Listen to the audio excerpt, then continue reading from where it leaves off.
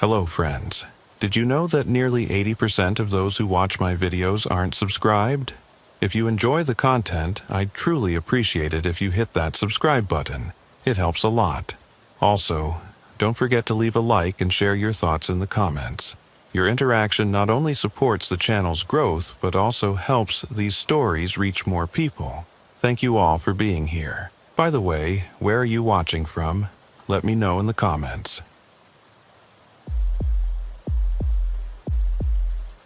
My name is Robert Hayes, and I've been a New York State Highway Patrol officer for 17 years now. In all that time, patrolling these endless stretches of interstate that cut through some of the most isolated country this side of the Mississippi, I've seen my share of strange things. Drunk drivers doing 80 in the wrong direction with their headlights off, thinking they're racing toward salvation instead of certain death. Families fleeing domestic violence in the dead of night.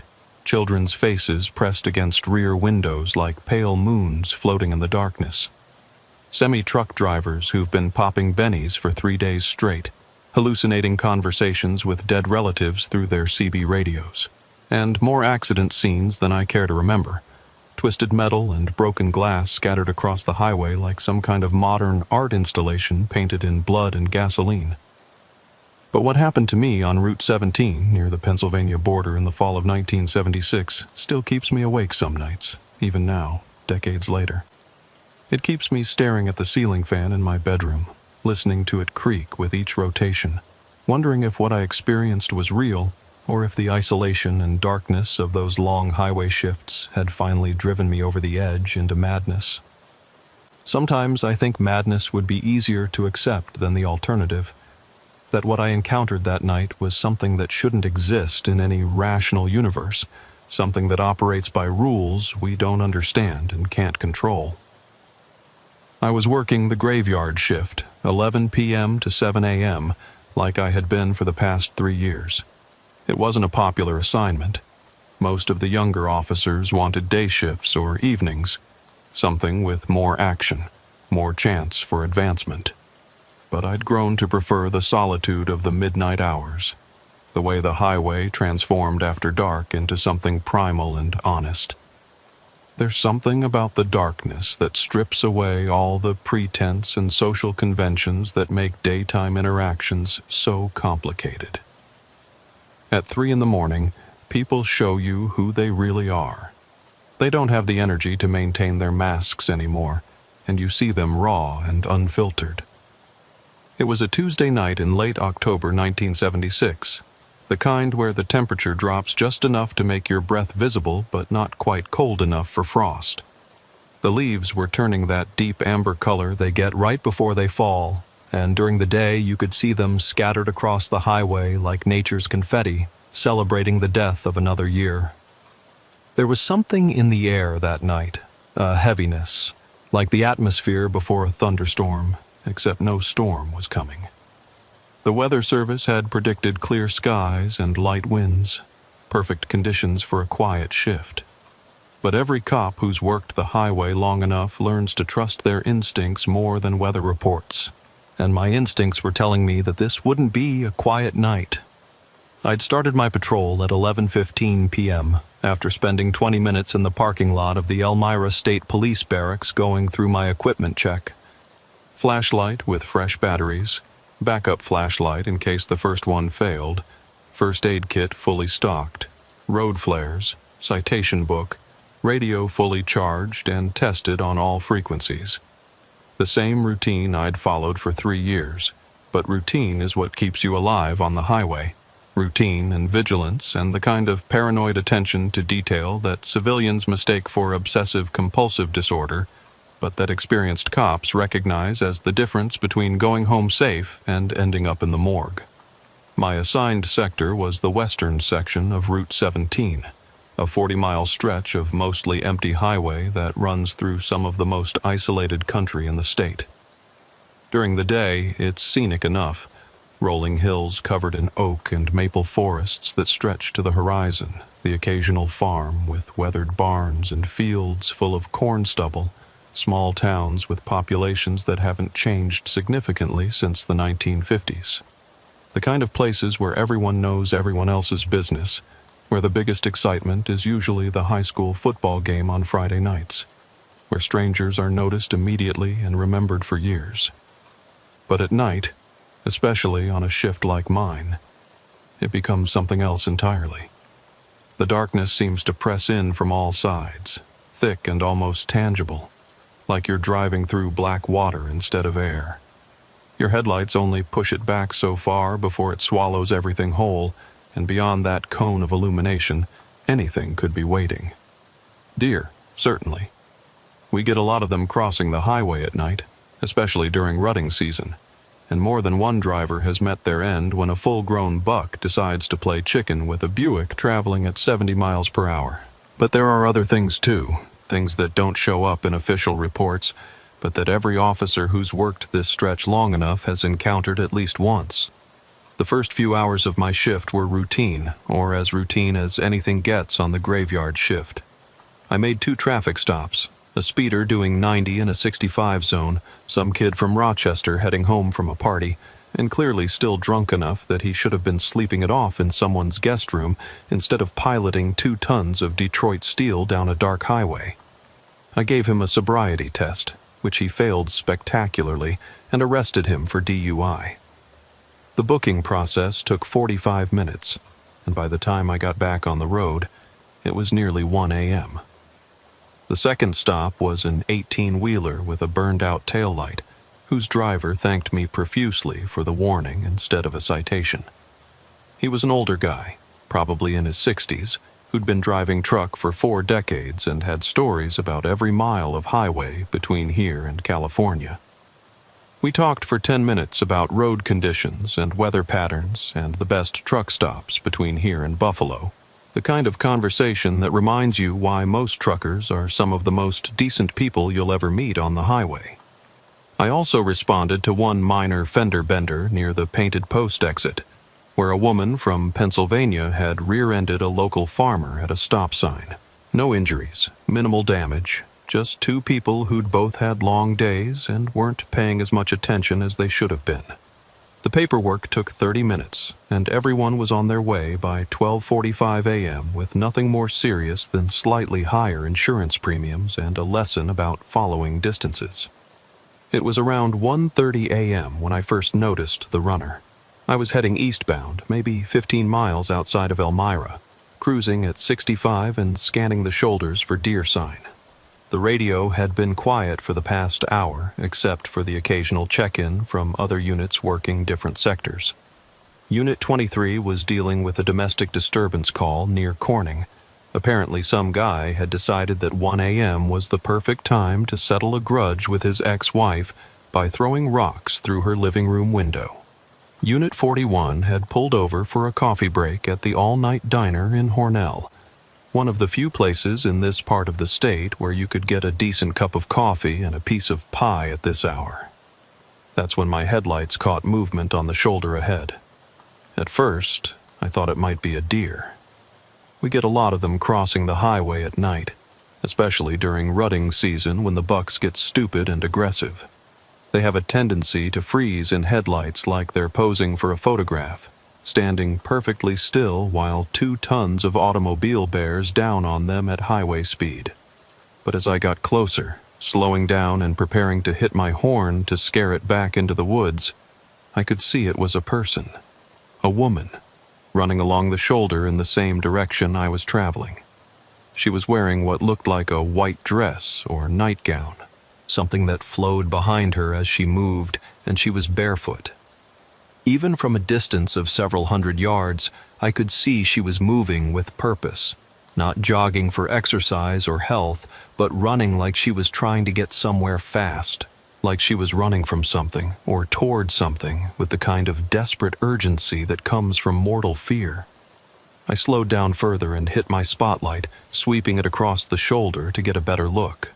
The beam caught her clearly for just a moment, and what I saw made me ease off the accelerator even more. She was a young woman, maybe 25 or 30, with long dark hair that streamed behind her as she ran. Her dress was torn in several places, hanging in tatters that suggested violent contact with brambles or barbed wire or something worse. Even from my patrol car, I could see what looked like blood on the fabric. Dark stains that could have been anything but that my 17 years of experience told me were probably exactly what they appeared to be. I pulled over about 50 yards ahead of her and got out, leaving my emergency lights on and my engine running. Standard protocol for a potential emergency situation: maintain visibility, preserve the ability to pursue or retreat as circumstances required, keep your radio within reach in case you needed backup. I kept my flashlight on my belt but put my hand near it, following the training that had been drilled into me at the academy. In 17 years of highway patrol, I'd learned that you never knew what kind of situation you were walking into, especially at this hour when rational people were home in bed and the highway belonged to insomniacs, addicts, fugitives, and the emotionally damaged. "Ma'am!" I called out as she approached, using my best authoritative but non-threatening voice. "State Police, are you all right?" She didn't slow down. If anything, she seemed to pick up speed, veering slightly away from my patrol car but continuing to run eastbound along the shoulder. As she passed under my spotlight, I got my first clear look at her face, and what I saw made something cold and unpleasant crawl up my spine. Her eyes were wide with terror, but there was something else there too, something that made my skin crawl in a way I couldn't immediately identify. She looked right through me, as if I wasn't even there, as if my patrol car and my uniform and my voice calling out to her were just background noise that didn't register in whatever reality she was currently inhabiting. Her mouth was open, and I could see her lips moving rapidly, but no sound was coming out. Or, if there was sound, it was too quiet for me to hear over the idle of my engine and the whisper of wind through the trees. But it was her eyes that bothered me the most. They weren't just terrified, they were empty. Not vacant like someone who was drunk or drugged, but empty like windows looking into an abandoned house. "Ma'am, stop!" I called again, louder this time, putting more authority into my voice. "I need to speak with you." But she was already past me and disappearing back into the darkness beyond my headlights. I got back in my car and followed slowly, keeping pace with her at maybe 15 miles per hour. She maintained that same steady pace. Not a sprint that would burn her out in a few hundred yards, but not a casual jog either. It was faster than any normal person should be able to sustain for very long, especially barefoot on rough asphalt that would shred unprotected feet within minutes. But she showed no signs of slowing down, no indication that she was feeling any discomfort at all. I radioed dispatch, keeping my voice calm and professional despite the growing unease in my gut. "Unit 47 to dispatch." "Go ahead, 47.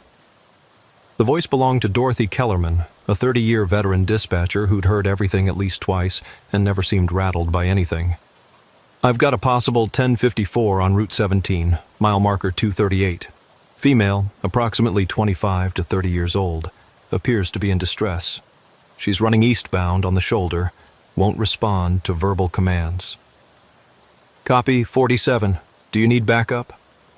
I watched the woman in my headlights, still running with that same mechanical precision. Something about the way she moved bothered me on a level I couldn't articulate. Too smooth, too consistent, like she was floating just above the asphalt instead of actually making contact with it. "Negative for now," I replied.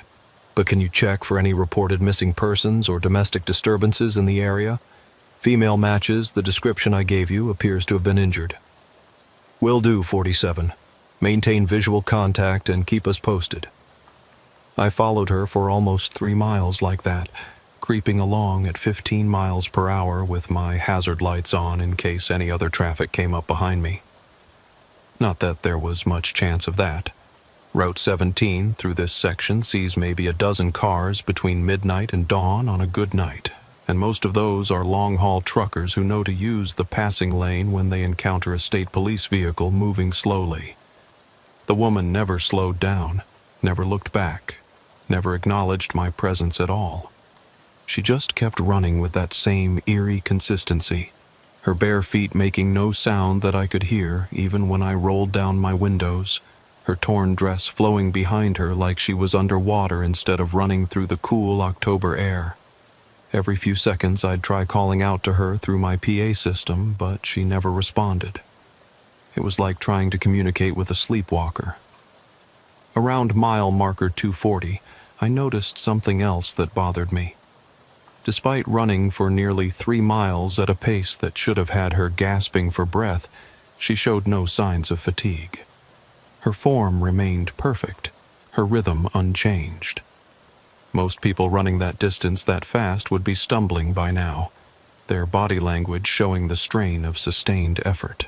But she moved like a machine, like something programmed to maintain exactly that speed, regardless of physical limitations. It was around mile marker 241 that things started to get really strange. I was still following her, wondering how much longer she could keep up this pace and starting to worry about what would happen when she finally collapsed from exhaustion, when my radio crackled to life with a burst of static. Then, clear as day, I heard a voice, a woman's voice, desperate and pleading. "Please, someone help me. He's coming back." The transmission cut off abruptly, leaving only static. I grabbed my radio, my heart rate spiking. "Dispatch, did you copy that transmission?" "Negative 47. Copy what transmission?" "Female voice requesting assistance." Sounded like she was in immediate danger. "We haven't received any transmissions on this frequency except yours, 47. Are you sure it wasn't coming from another unit?" I was sure. I'd been working these radios for 17 years, and I knew the difference between a legitimate transmission and interference from CB radios or atmospheric conditions. This had been a clear, desperate human voice using police frequency protocols. But before I could respond, the voice came through again, clearer this time and somehow more urgent. "He killed me. He killed me and left me in the woods.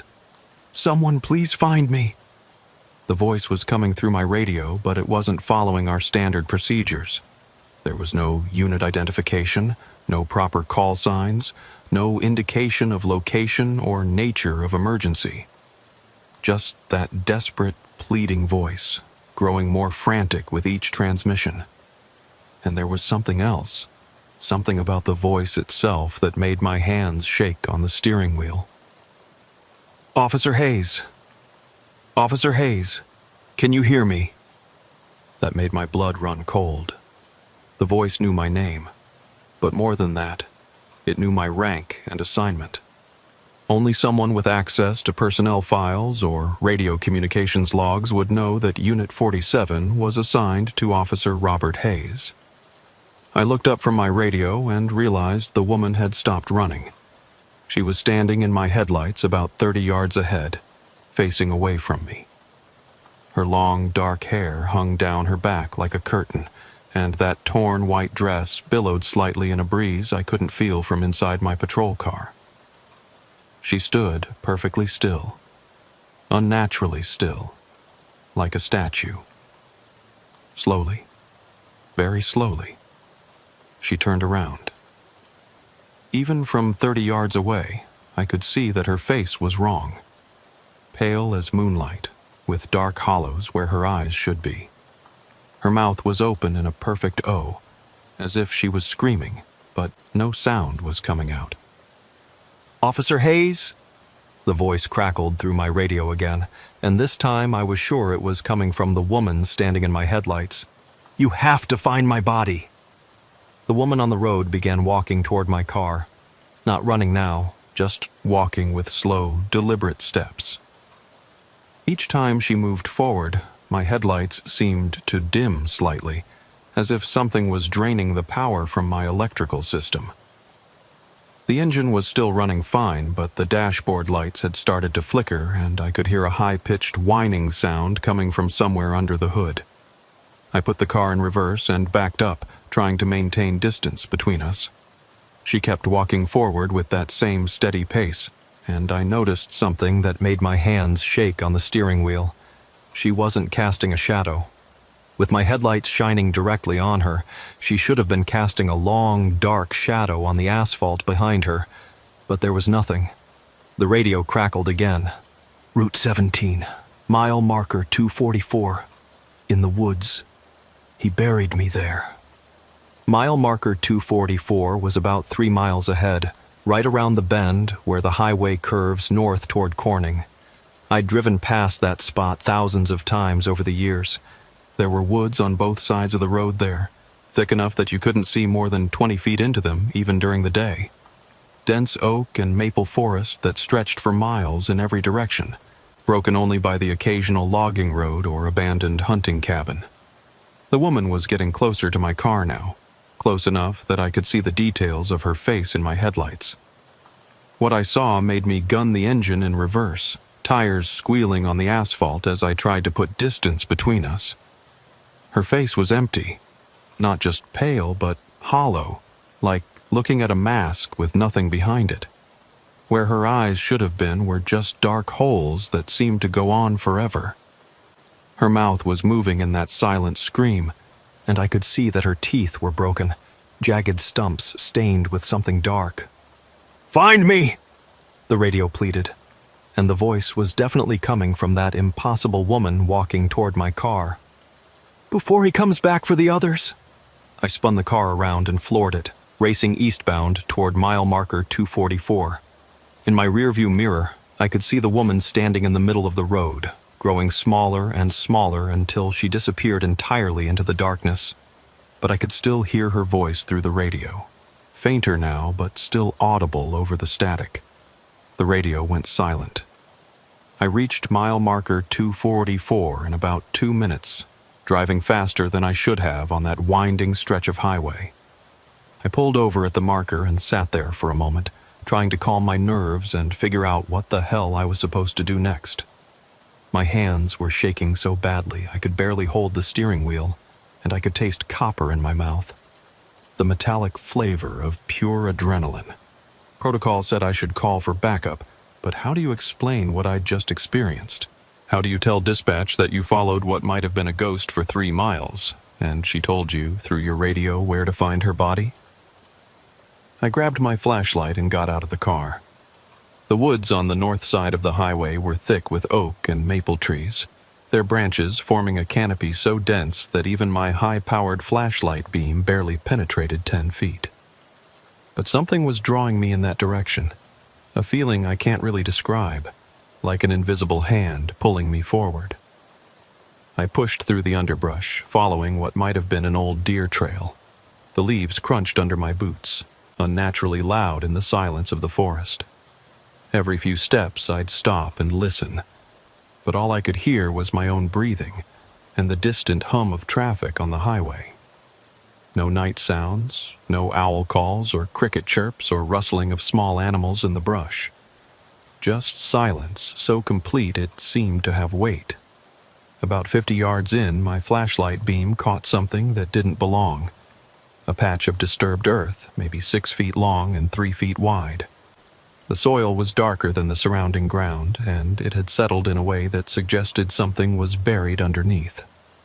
The leaves and forest debris that covered the rest of the ground had been cleared away from this area, leaving bare dirt that looked recently turned. Near one end of the patch, a piece of white fabric protruded from the dirt. The same white fabric I'd seen on the running woman's dress. I should have called it in right then. Should have backed out of those woods and waited for backup and the crime scene unit. But something compelled me to dig. Some voice in my head that might have been my own intuition or might have been something else entirely, whispering that this couldn't wait, that evidence might be destroyed if I left to get help. I used my hands at first, then the small emergency shovel I kept in my patrol car. The soil was soft, recently disturbed, and it didn't take long before my shovel hit something solid. Wood, from the sound of it.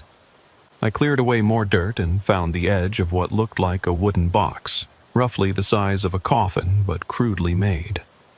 The lid wasn't nailed down, just held in place by the weight of the dirt. I brushed away the remaining soil and lifted it. Inside was the body of a young woman. She'd been dead for days, maybe a week. The smell hit me immediately. That sweet, cloying odor of decomposition that once experienced is never forgotten. Her long dark hair was matted with blood and dirt, and she was wearing the remains of a white nightgown that had once been clean, but was now stained with mud and worse things. Her face was exactly what I'd seen in my headlights. Pale, hollow, with empty sockets where her eyes used to be. But that wasn't the worst part. The worst part was that her mouth was sewn shut with thick black thread, the stitches crude and uneven. Someone had taken great care to make sure she couldn't scream, couldn't call for help, couldn't say whatever final words she might have wanted to say before she died. I stumbled backward, away from the makeshift grave, and radioed for backup. Within an hour, the woods were crawling with state police, county sheriffs, and FBI agents. Crime scene technicians took photographs from every angle, collected soil samples, measured and documented everything with scientific precision. The body was carefully removed and transported to the county morgue for autopsy. The victim was identified as Helen Morrison, a 28-year-old elementary school teacher from Elmira, who had been reported missing 6 days earlier by her sister when she failed to show up for work. Helen lived alone in a small apartment on the outskirts of town, taught second grade at Lincoln Elementary, and had no known enemies or dangerous associations. By all accounts, she was a quiet, well-liked woman who kept to herself and posed no threat to anyone. The investigation revealed that Helen had been abducted from her apartment sometime during the evening of October 20th.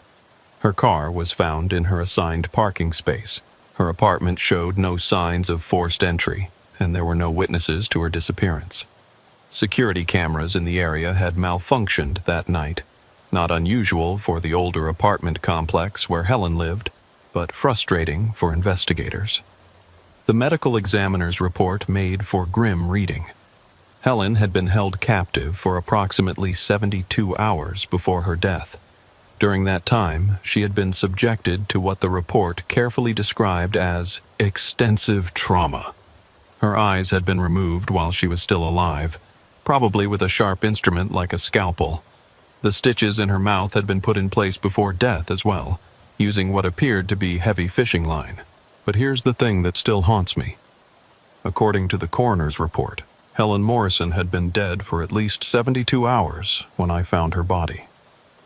The time of death was estimated to be somewhere between October 22nd and 23rd. I encountered the woman in white on the night of October 26th. Helen Morrison couldn't have been the woman I followed along Route 17. So who was running along that highway at 1:30 in the morning? Who was speaking to me through my radio, begging me to find her body? And why did she look exactly like the corpse I found buried in the woods? The official investigation never found Helen's killer.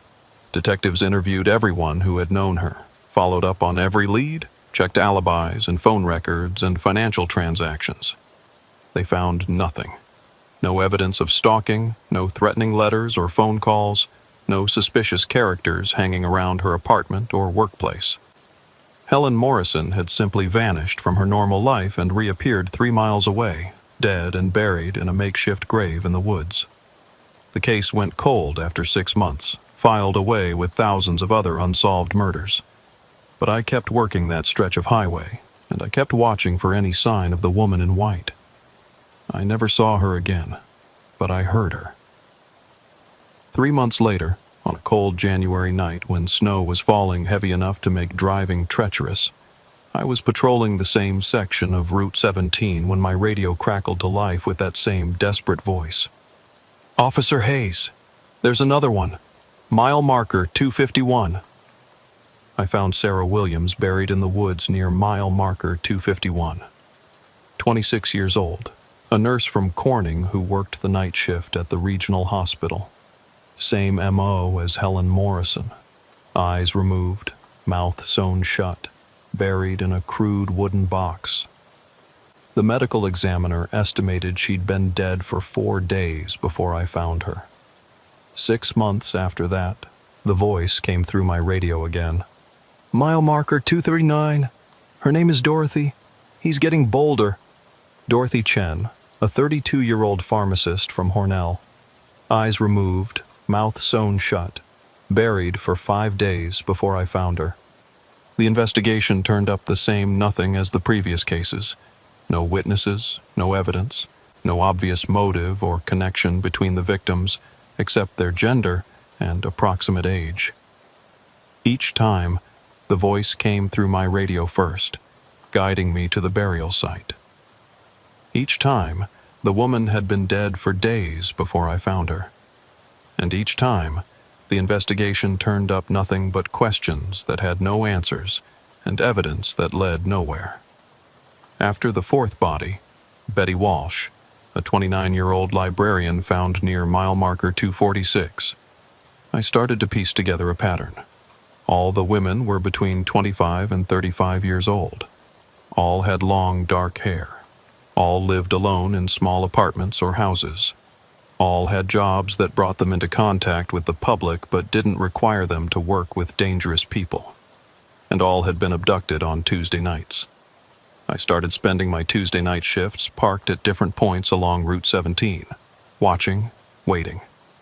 I installed a tape recorder in my patrol car to document any radio transmissions that dispatch claimed they couldn't hear. I mapped every burial site, looking for connections or patterns that might help identify the killer. I read everything I could find about serial killers and their methods, trying to understand the mind behind these methodical murders. What I found terrified me more than any ghost ever could. The burial sites formed a perfect line along Route 17, spaced exactly 3 miles apart. Mile marker 238, 241, 244, 247, 251, 254. Whoever was doing this was working methodically, systematically, marking his territory like some kind of predator claiming hunting grounds. And with each new victim, he was getting closer to populated areas, closer to the small towns and cities where more potential victims lived their unsuspecting lives. On a Tuesday night in July 1977, I was parked near mile marker 230 when I saw headlights approaching from the west. It was around 2 a.m., well past the time when normal traffic would be on the road. The vehicle was moving slowly, maybe 40 miles per hour, and I could see it had something strapped down in the bed. As it passed under a streetlight near the exit ramp, I caught a glimpse of the driver. A middle-aged man with thinning hair and a scruffy beard, wearing what looked like work clothes. In the truck bed, wrapped in a blue tarp and secured with bungee cords, was something roughly the size and shape of a human body. I waited until the truck was well past me, then pulled out and followed at a distance with my lights off. The truck turned onto a dirt access road that led into the state forest, an area I knew was used primarily by hunters and loggers during the appropriate seasons. But it was July, well outside hunting season, and no logging operations were scheduled for that part of the forest. I followed the truck about a mile off the highway before it stopped in a small clearing. The driver got out and began unloading his cargo, working quickly and efficiently like someone who had done this before. I called for backup, then moved in on foot, staying in the tree line and trying to get close enough to see what was happening. What I saw in that clearing will haunt me for the rest of my life. The man had the woman, still alive but barely conscious, laid out on a makeshift table constructed from sawhorses and plywood. She was bound with rope at her wrists and ankles, and there was duct tape over her mouth. Her eyes were wide with terror, darting back and forth as she tried to understand what was happening to her. The man was humming to himself as he worked, arranging tools on a smaller table beside his makeshift operating surface. The tools looked like something from a medical facility: scalpels, forceps, syringes, bottles of what might have been anesthetic. But there were other things too, things that had no business in any legitimate medical procedure. A sewing kit with thick black thread. A small wooden box that looked suspiciously like a miniature coffin. And a collection of glass jars filled with clear liquid, each one containing what looked like a pair of human eyes. I should have waited for backup. I should have followed protocol and remained in position until other units arrived. But when I saw him pick up a scalpel and move toward the woman's face, I couldn't wait any longer. "State police, freeze." He spun around, scalpel still in his hand, and I saw his face clearly for the first time. William Patterson, 53 years old, a maintenance worker for the county highway department. I'd seen him a dozen times over the years, working on road repairs along my patrol route. He'd always seemed like a harmless, quiet guy, the kind of person you'd pass on the street without giving a second thought. But the face I saw in that clearing was nothing like the mild-mannered county employee I remembered. His eyes were completely black in my flashlight beam, like looking into deep water at night. When he smiled, I could see that his teeth had been filed to points, giving him the appearance of some kind of predatory animal. "Officer Hayes," he said, and his voice was exactly the same voice I'd been hearing through my radio for months. Not similar, exactly the same down to the intonation and accent. "You're just in time for the show." He lunged at me with the scalpel, moving faster than any man his age should have been able to move. I drew my service weapon and put 3 rounds center mass, and he went down hard. But as he fell, he was laughing, a sound that seemed to come from somewhere deeper than his throat, like it was echoing up from a well. "You can't stop what's already started," he wheezed, blood frothing from his mouth and nose. "I planted the seeds. They're growing. They'll all come back to run the highway. All of them." He died before backup arrived. We saved the woman, Margaret Foster, a 31-year-old librarian from Hornell who'd been missing for 2 days. She recovered from her physical injuries, though she bore scars that would never fully heal. But she never spoke again about what happened during those 2 days she was held captive. The doctor said it was trauma-induced amnesia, a psychological defense mechanism. When we searched Patterson's property, a rundown farmhouse about 10 miles outside Elmira, we found evidence linking him to all 7 murders along Route 17. In his basement, we discovered what could only be described as a laboratory, complete with medical equipment, preservation chemicals, and detailed anatomical charts. The walls were covered with photographs of his victims, taken both before and after death, arranged in a careful chronological order that suggested long-term planning and meticulous record-keeping. We also found journals filled with drawings and writings that made no sense to anyone who read them. Pages and pages of symbols that looked almost like a foreign language, mixed with detailed maps of Route 17 and obsessive notes about the running women and calling them home. Some of the entries described rituals involving the removal of eyes and the silencing of voices, as if Patterson believed he was performing some kind of religious ceremony rather than committing murder. One entry, dated 3 days before Helen Morrison's disappearance, read, "She will run the highway forever now. She will guide them to me, and I will give them the same gift. Eyes to see beyond death, voices to speak from the other side. They will all run together, a procession of the enlightened, leading others to their transformation." The case was closed. The killer was dead. Justice, in a way, had been served, but it didn't end there. 2 weeks after Patterson's death, I was working my usual Tuesday night shift when my radio crackled to life with that familiar voice. "Officer Hayes, mile marker 233. I found another body buried near mile marker 233. A woman named Ruth Coleman, 27 years old, missing for 6 days from her apartment in Bath. Same MO as all the others. Eyes removed, mouth sewn shut, buried in a wooden box. The medical examiner confirmed that Ruth had been killed using the same methods and tools that Patterson had used on his previous victims.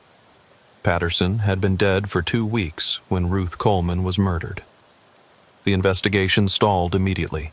There were no other suspects, no evidence pointing to an accomplice or copycat killer. Patterson's journals had been analyzed by criminal psychologists and linguists, but no one could make sense of the symbols and references he'd used. As far as anyone could tell, Patterson had been working alone. But the murders continued. Every 3 months, like clockwork, my radio would crackle with that desperate female voice, guiding me to another burial site along Route 17. Always the same pattern. Young women with long dark hair, abducted on Tuesday nights, found days later with their eyes removed and mouths sewn shut. The spacing between burial sites remained consistent, exactly 3 miles apart, forming a line that stretched eastward along the highway. I started keeping a private log of the incidents, separate from my official reports. The department brass didn't want to hear about mysterious radio transmissions or ghost women running along the highway. They wanted facts, evidence, things they could put in reports and present to district attorneys. Supernatural explanations didn't fit their worldview or their case closure statistics. But I knew what I was experiencing was real, even if I couldn't explain it or prove it to anyone else's satisfaction. The voices began to change after Patterson's death. Instead of just Helen Morrison's voice guiding me to burial sites, I started hearing from the other victims as well. Sarah Williams would whisper directions to her killer's latest victim. Dorothy Chen would provide warnings about upcoming abductions. Betty Walsh would describe the killer's appearance and methods in detail that proved accurate when checked against evidence. But they never told me who the killer was now. They never provided information that would help catch him before he struck again. They only guided me to the bodies after the fact, ensuring that the victims were found and properly buried, that their families had answers about what had happened to their missing daughters and sisters. Over the next 3 years, I found 14 more bodies, 14 more women who died the same horrible death that Helen Morrison had died, killed by someone who should have been impossible to catch, because he was following the methods of a dead man. The pattern became more complex as time went on. The radio transmissions weren't just coming during my shifts anymore. Other officers started reporting similar experiences. Officer William Baker found Linda Thompson near mile marker 257 after hearing her voice through his radio. Sergeant Richard Stone discovered Carol Martinez near mile marker 260 following similar guidance. Each officer described the same phenomenon: a desperate female voice pleading for help, leading them to burial sites where bodies had been waiting for days. But none of the other officers ever saw the woman in white running along the highway. That particular manifestation seemed reserved for me alone, as if Helen Morrison had formed some kind of personal connection during our encounter that October night in 1976. I started investigating the history of Route 17 itself, looking for clues about why this particular stretch of highway had become such a focal point for supernatural activity. What I found was more disturbing than I'd expected. Route 17 had been built in the 1920s, following roughly the same path as an old Indian trail that connected tribal territories across what would become New York State. But before that, the area had been the site of numerous unexplained disappearances dating back to the colonial period. Local historical records mentioned women who vanished while traveling the trail. Their bodies sometimes found weeks later in the surrounding forests with their eyes missing and their mouths sewn shut with sinew. The pattern had continued through the centuries, with clusters of similar murders occurring every 20 to 30 years. Always women, always the same mutilations, always buried along what was now Route 17. The authorities of each era had blamed different perpetrators: Indian raids, wild animals, bandits, serial killers. But the consistency of the method suggested something else entirely, something that had been using this particular corridor for hunting for centuries, something that had adapted to changing times but never changed its essential nature. The more I researched, the more I realized that Patterson hadn't been the first. He was just the latest in a long line of people who had been chosen, or possessed, or driven to continue an ancient pattern of murder and mutilation that stretched back centuries. In 1980, I requested a transfer to a different patrol area. I couldn't take it anymore. The sleepless nights, the constant dread every time my radio crackled with static, the knowledge that somewhere out there, a killer was continuing his work with supernatural assistance from his victims. My commanding officer granted the transfer without questions, probably grateful to get rid of an officer who'd been filing increasingly bizarre incident reports about ghost sightings and mysterious radio transmissions. I spent the last 15 years of my career working the Albany area, far from Route 17 and its ghostly highway runner. But I kept in touch with colleagues who worked my old beat, and they told me the murders continued. Different officers would find the bodies now, guided by radio transmissions that dispatch insisted never happened. The pattern never changed. Every 3 months, another young woman would disappear on a Tuesday night, only to be found days later in the woods along Route 17.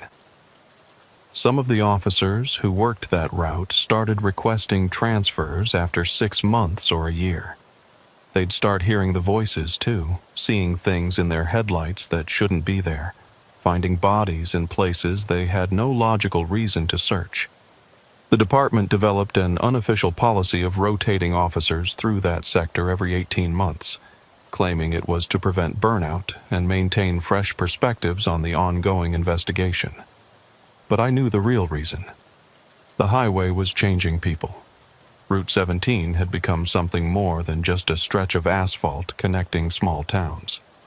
It had become a hunting ground, a burial ground, and somehow, impossibly, a communication network between the living and the dead.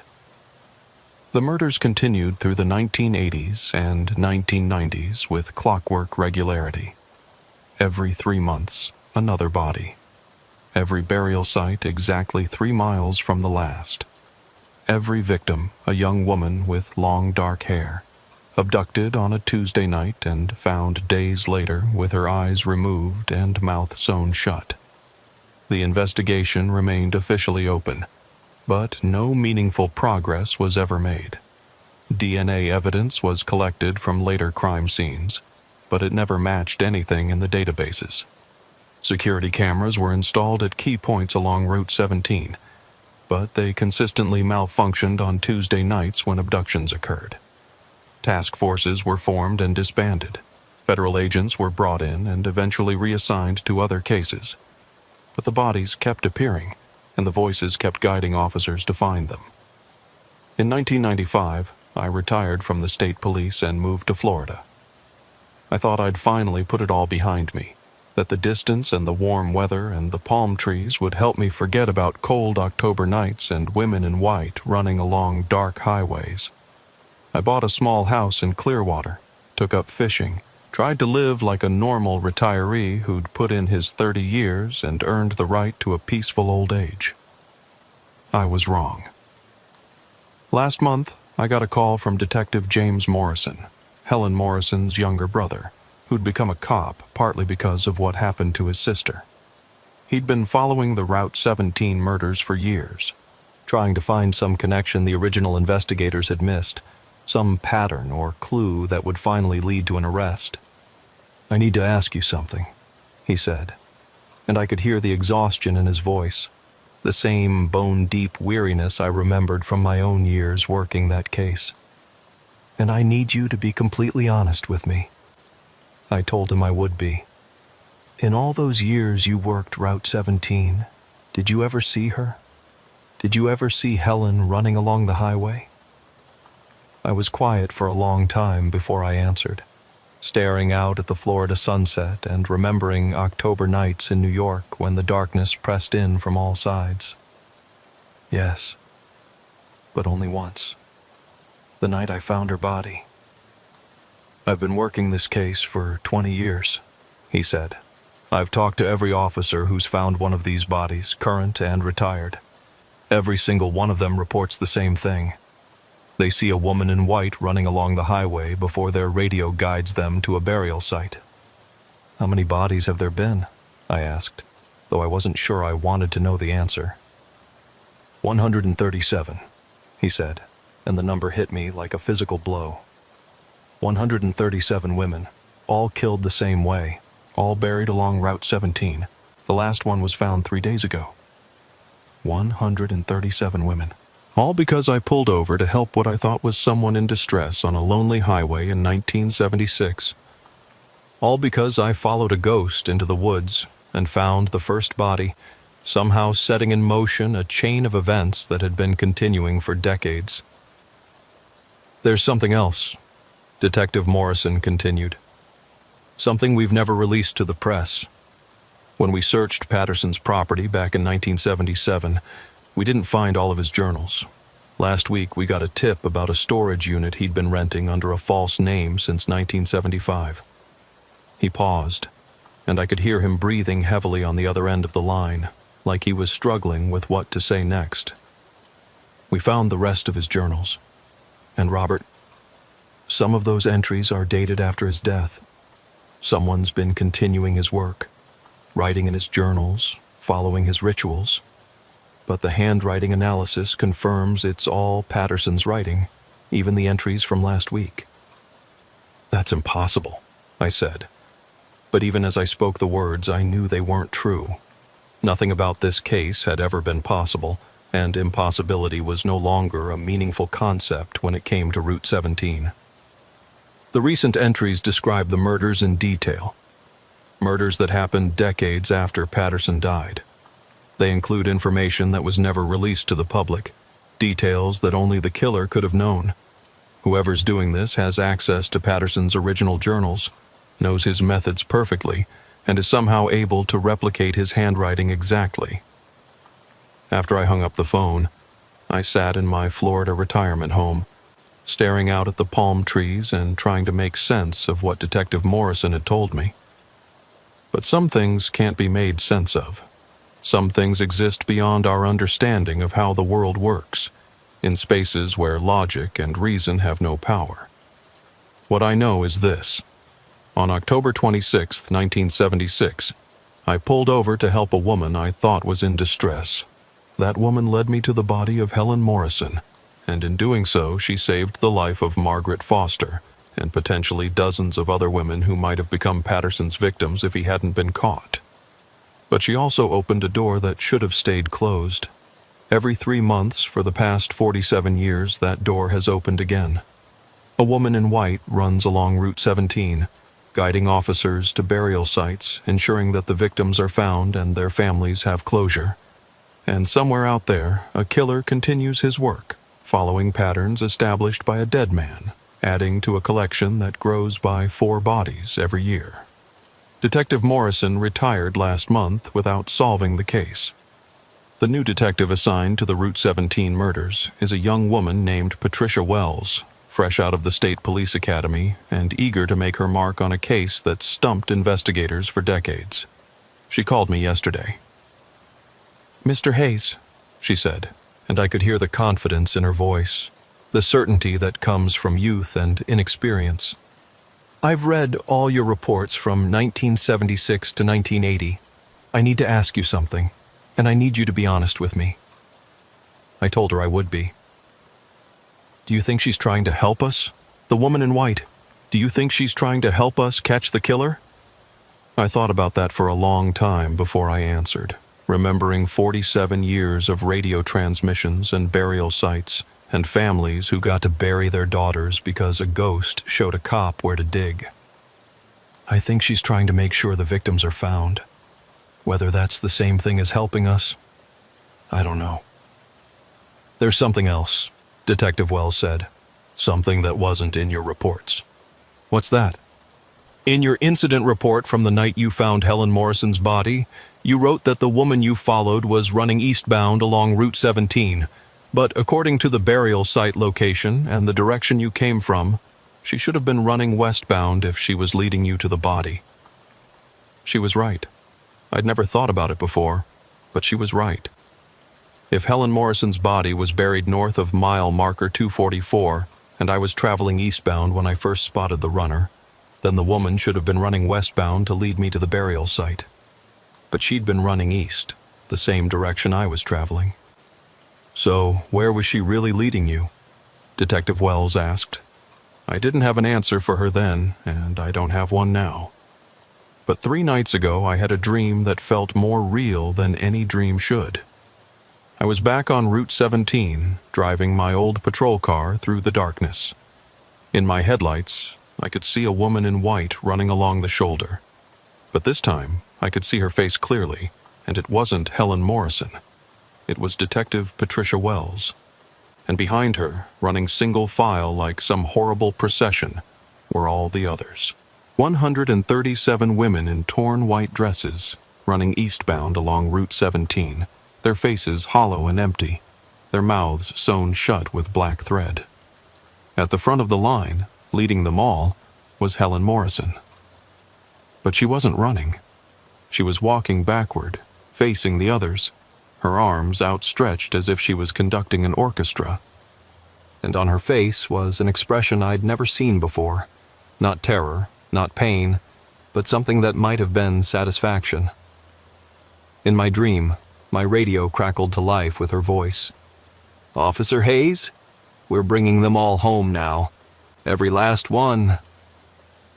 I woke up in a cold sweat, and the first thing I did was call Detective Wells. But her phone went straight to voicemail.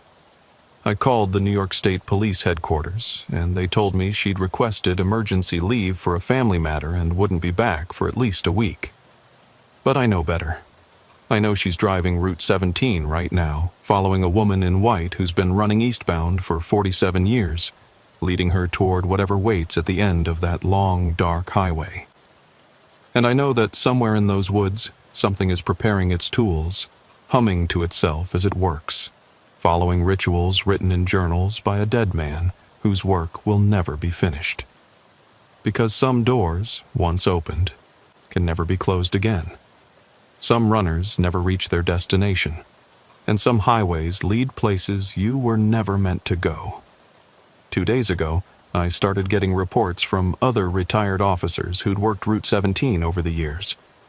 Officer William Baker, who found Linda Thompson in 1978, called to tell me he'd been having dreams about women in white running along an endless highway. Sergeant Richard Stone, who discovered Carol Martinez in 1981, said he'd been waking up at 3 a.m. every night with the sound of radio static in his ears. Yesterday, I got a call from Margaret Foster, the woman we'd saved from Patterson's makeshift laboratory in 1977. She's 78 now, a retired librarian living quietly in a nursing home not far from my own home. But something in her voice told me her quiet retirement was about to end. "Mr. Hayes," she said, "I need to tell you something I've never told anyone before. About those 2 days I was held captive." "Margaret, you don't have to." "Yes, I do. Because I remember everything. I've always remembered everything. The doctors said it was amnesia, but I lied. I couldn't tell them what I really saw, what Patterson really showed me." She took a deep breath, and when she continued, her voice was barely above a whisper. "He didn't just kill those women, Mr. Hayes. He was preparing them for something. He would remove their eyes so they could see beyond the veil, as he called it. He would sew their mouths shut to preserve their voices for the journey home. He wasn't just a serial killer. He was a recruiter." "A recruiter for what?" "For whatever runs Route 17 at night. Whatever's been hunting women along that highway for centuries. Patterson was just the latest in a long line of servants, and when he died, something else took his place. Something that doesn't need a physical body to continue the work." The line went quiet for a moment, and I could hear Margaret breathing heavily on the other end. "There's something else," she said. "Detective Wells came to see me 3 days ago. She wanted to know about my experiences with Patterson, about what I remembered from those 2 days. I told her the truth, all of it, and when I was finished, she just smiled and said, 'Thank you. Now I understand what I have to do.'" "What did she mean by that?" "I think she's going to try to end it. She's going to follow the highway to wherever it really leads and try to stop whatever's been killing women for all these years. Margaret, that's suicide. Maybe. Or maybe it's the only way to finally close the door you opened back in 1976. That night, I had another dream. I was driving Route 17 again, but this time I wasn't alone in my patrol car. In the passenger seat was a young woman with long, dark hair and empty eye sockets, her mouth sewn shut with black thread. She turned to look at me, and somehow, impossibly, she smiled. "Thank you," she said, though her sewn lips never moved. "For finding us, for making sure we weren't forgotten. But now it's time to come home." I woke up with the taste of highway asphalt in my mouth and the sound of radio static in my ears. When I looked out my window, I could see headlights in the distance, coming closer. A single car, driving slowly through the retirement community, heading east towards something that doesn't exist on any map. The car stopped in front of my house and the driver got out. It was Detective Patricia Wells, but she looked different somehow. Thinner, paler, with dark circles under her eyes like she hadn't slept in weeks. She walked up to my front door and knocked. "Mr. Hayes," she said when I answered. "It's time to go." "Go where?" "Home. Route 17, where it all began and where it has to end." I looked at her more closely and realized what was different about her appearance. Her eyes were completely black, like looking into deep water at night. When she smiled, I could see that her teeth had been filed to sharp points. "The highway calls," she said, and her voice was exactly the same voice I'd been hearing through my radio for 47 years. "And we all have to answer eventually."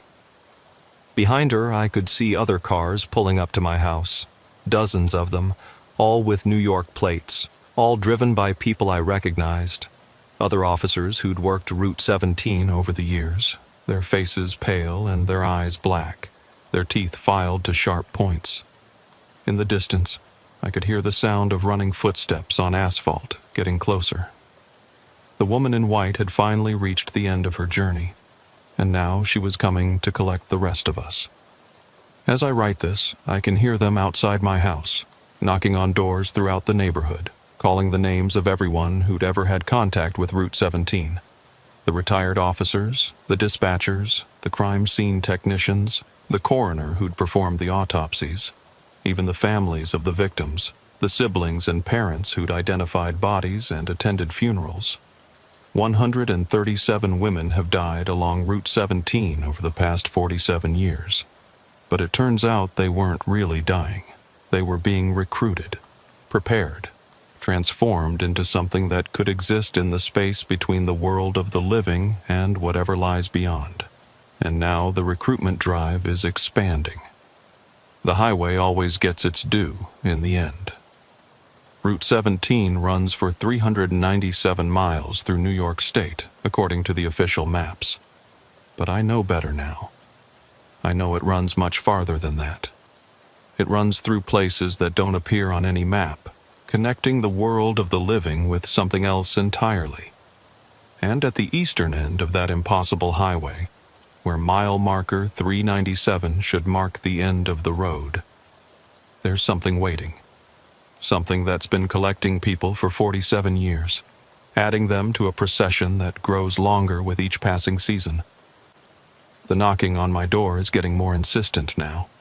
I can hear Patricia Wells calling my name, along with voices I recognize from decades past. Helen Morrison, Sarah Williams, Dorothy Chen, Betty Walsh, all the women whose bodies I found in those woods, speaking in perfect unison, their voices carrying clearly through the walls of my house. "Officer Hayes," they're saying, "it's time to come home. The highway misses you. We've saved you a place in the procession." I know I should be afraid, but strangely I'm not. After 47 years of nightmares and guilt and unanswered questions, there's something almost peaceful about finally understanding what this has all been leading to. I was never just a cop who stumbled onto a crime scene. I was chosen, just like Patterson was chosen, just like Detective Wells was chosen. The only difference is that my role was to find the bodies, to make sure the victims were discovered and their transformations could be completed. Every time I followed those radio transmissions to a burial site, I was participating in something ancient and terrible, something that needed witnesses to make it real. And now my part is done. The highway has enough servants, enough runners, enough voices to guide the next generation of recruits. It's time for me to join the procession that's been waiting for me all these years. I can see them now, standing in my front yard. 137 women in white dresses, their faces glowing with an inner light that has nothing to do with this world. And in front of them, smiling that impossible smile, is Detective Patricia Wells. "We're going home, Mr. Hayes," she calls through my window. "All of us together. The highway is complete now. The circle is closed." She's right, of course. The circle is closed. It began with me finding Helen Morrison's body in 1976, and it's ending with me joining her procession in 2023. 47 years of faithful service, 47 years of answering the call when the radio crackled with desperate voices. The doorknob is turning now. They're coming inside. I can smell something like ozone and old asphalt, and I can hear the sound of running feet on an endless highway. The highway that leads everywhere and nowhere. The highway that never ends. Route 17 is calling my name, and after all these years, I'm finally ready to answer. The woman in white stopped running 47 years ago, but she never stopped recruiting. And now, finally, her work is done. The highway is complete. Population, everyone who ever tried to help. Welcome to Route 17. Next stop, everywhere and nowhere. The journey never ends, but that's the best part. No rush, no pressure, no deadlines. Just the highway, forever and ever. And if you're reading this, if you've made it this far through my story, then you've already heard the call. You've already been chosen. The highway knows who you are now, knows where to find you. Don't fight it when they come knocking. The resistance only makes the transformation more painful. Just remember that every ending is a new beginning, and every beginning is an ending. The highway accommodates all travelers, dead or alive. Though the distinction becomes less important the farther you go. See you on Route 17. The woman in white will be waiting to show you the way home. I never wanted to be a cop.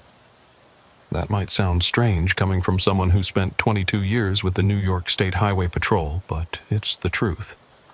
I wanted to be a teacher, maybe work with kids who needed someone to believe in them. But life has a way of making decisions for you, and sometimes those decisions lead you down roads you never intended to travel. My name is William Carter, and I'm telling you this story because I can't take it to my grave. What happened during the winter of 1978 on the back roads of northern New York changed everything I thought I knew about the world, about death, about the thin line that separates the living from whatever comes after. The department buried the case files, the newspapers never picked up the story, and everyone involved was transferred or retired within 2 years. But the truth has a way of demanding to be told, even if it takes 45 years to find someone willing to listen. I became a highway patrol officer in 1971 because my father died of a heart attack when I was 22, leaving my mother with medical bills that would have bankrupted a small country. The state police offered steady pay, good benefits, and a pension that would keep food on the table. It wasn't the career I'd dreamed of, but it was honest work that served a purpose. At least that's what I told myself during those first few years when every traffic stop felt like a betrayal of who I was supposed to be. By 1978, I'd been working the Northern District long enough to know every mile of highway between Albany and the Canadian border. It's lonely country up there, especially in winter when the snow piles 10 feet deep and the temperatures drop so low that exposed skin freezes in minutes. The kind of place where a broken-down car can become a death sentence, where helping a stranded motorist isn't just good police work.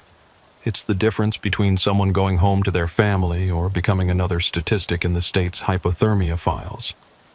The Adirondack region has always attracted a certain type of person: hunters who disappear into the woods for weeks at a time, survivalists who build cabins 50 miles from the nearest road, artists and writers looking for inspiration in the wilderness, and occasionally people running from something they can't face in the civilized world. Most of them are harmless enough, just folks who prefer trees to people and silence to the constant noise of modern life. But some of them are running from things that are better left alone. December 1978 was the beginning of what the Weather Service would later call the worst winter in New York history. By Christmas, we'd already had 3 major blizzards that closed I-87 for days at a time. The temperature hadn't risen above zero in over 2 weeks, and the wind chill was regularly hitting 40 below. The kind of cold that kills car batteries, splits water pipes, and turns human flesh into frozen meat in minutes. I was 31 years old that Christmas Eve, unmarried and scheduled to work the night shift while the married officers spent time with their families. It wasn't a hardship. I'd volunteered for holiday duty every year since joining the force. Christmas had never meant much to me anyway, not since my father died. And someone had to be out there on the highways, watching for drunk drivers and helping stranded motorists who'd underestimated how dangerous winter travel could be in upstate New York. The shift started routinely enough. I'd begun my patrol at 10 p.m., checking in with dispatch and reviewing the weather reports that predicted another 6 inches of snow before dawn. The roads were mostly empty. Sensible people were home by their fireplaces, not driving through a blizzard on Christmas Eve. But there's always someone who thinks the weather warnings don't apply to them. Someone who absolutely has to get somewhere regardless of conditions.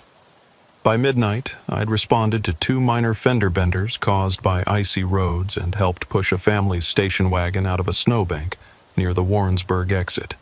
Standard winter patrol duty. The kind of calls that reminded me why I'd stayed with the job despite never really wanting it. Sometimes you got to be the person who made the difference between a minor inconvenience and a major tragedy. Around 1 a.m., I was northbound on I-87, about 20 miles south of the Canadian border, when dispatch called with what would be my last routine assignment of the night. Unit 23, we've got a motorist assistance request on Route 3 westbound, approximately 12 miles west of the Saranac Lake exit. Caller reported a vehicle that's been stranded on the shoulder for several hours. No contact with the driver. Route 3 was one of the loneliest stretches of highway in my district. A 2-lane road that wound through dense forest and small mountain communities that became completely isolated during major snowstorms. The kind of road where you might not see another car for hours, especially in weather like this. Unit 23 responding. I radioed back. What's the nature of the stranded vehicle? Caller described it as a dark sedan, possibly a Buick or Oldsmobile, mid-70s model. Hazard lights were on when first spotted around 10 p.m., but the caller was heading the opposite direction and couldn't stop safely. Made the report when he reached Tupper Lake. That meant the vehicle had potentially been stranded for over 3 hours in sub-zero temperatures. If someone was trapped inside without heat, they might already be dead from hypothermia. If they'd tried to walk for help, they definitely were. Copy? Dispatch. ETA approximately 25 minutes. The drive to Route 3 took me through some of the most isolated country in New York State. Dense forests of pine and maple that stretched for miles without interruption, broken only by the occasional hunting camp or seasonal cabin. During the summer, it was beautiful in a wild, untamed way. During winter storms like this, it was a frozen wasteland that could swallow a person without a trace. I turned onto Route 3 around 1:30 a.m. and immediately understood why the caller hadn't been able to stop. The road was covered with a layer of ice underneath the fresh snow, and the wind was creating drifts that made it difficult to distinguish the highway from the surrounding forest. My patrol car's all-wheel drive and winter tires were the only things keeping me on the road. I'd driven about 10 miles when I spotted the stranded vehicle. It was a 1974 Buick LeSabre, dark green, sitting on the right shoulder with its hazard lights still blinking weakly. The car was nearly buried in snow that had drifted against the passenger side, and ice had formed on all the windows thick enough to make it impossible to see inside. I pulled over about 30 feet behind the Buick and activated my emergency lights, then grabbed my heavy winter gear from the back seat. The temperature outside was at least 25 below zero, and the wind chill would make it feel even colder. I'd learned early in my career that winter rescues in the Adirondacks required proper preparation. People died up here because they weren't ready for how quickly conditions could turn deadly. As I approached the Buick, I could see that the engine was off and the interior was dark. No signs of movement inside, which wasn't necessarily a bad sign. People trapped in cars during blizzards often huddled under blankets or in sleeping bags to conserve body heat. But something about the scene bothered me, though I couldn't immediately identify what it was. I knocked on the driver's side window with my flashlight. "New York Highway Patrol, anyone in there?" No response.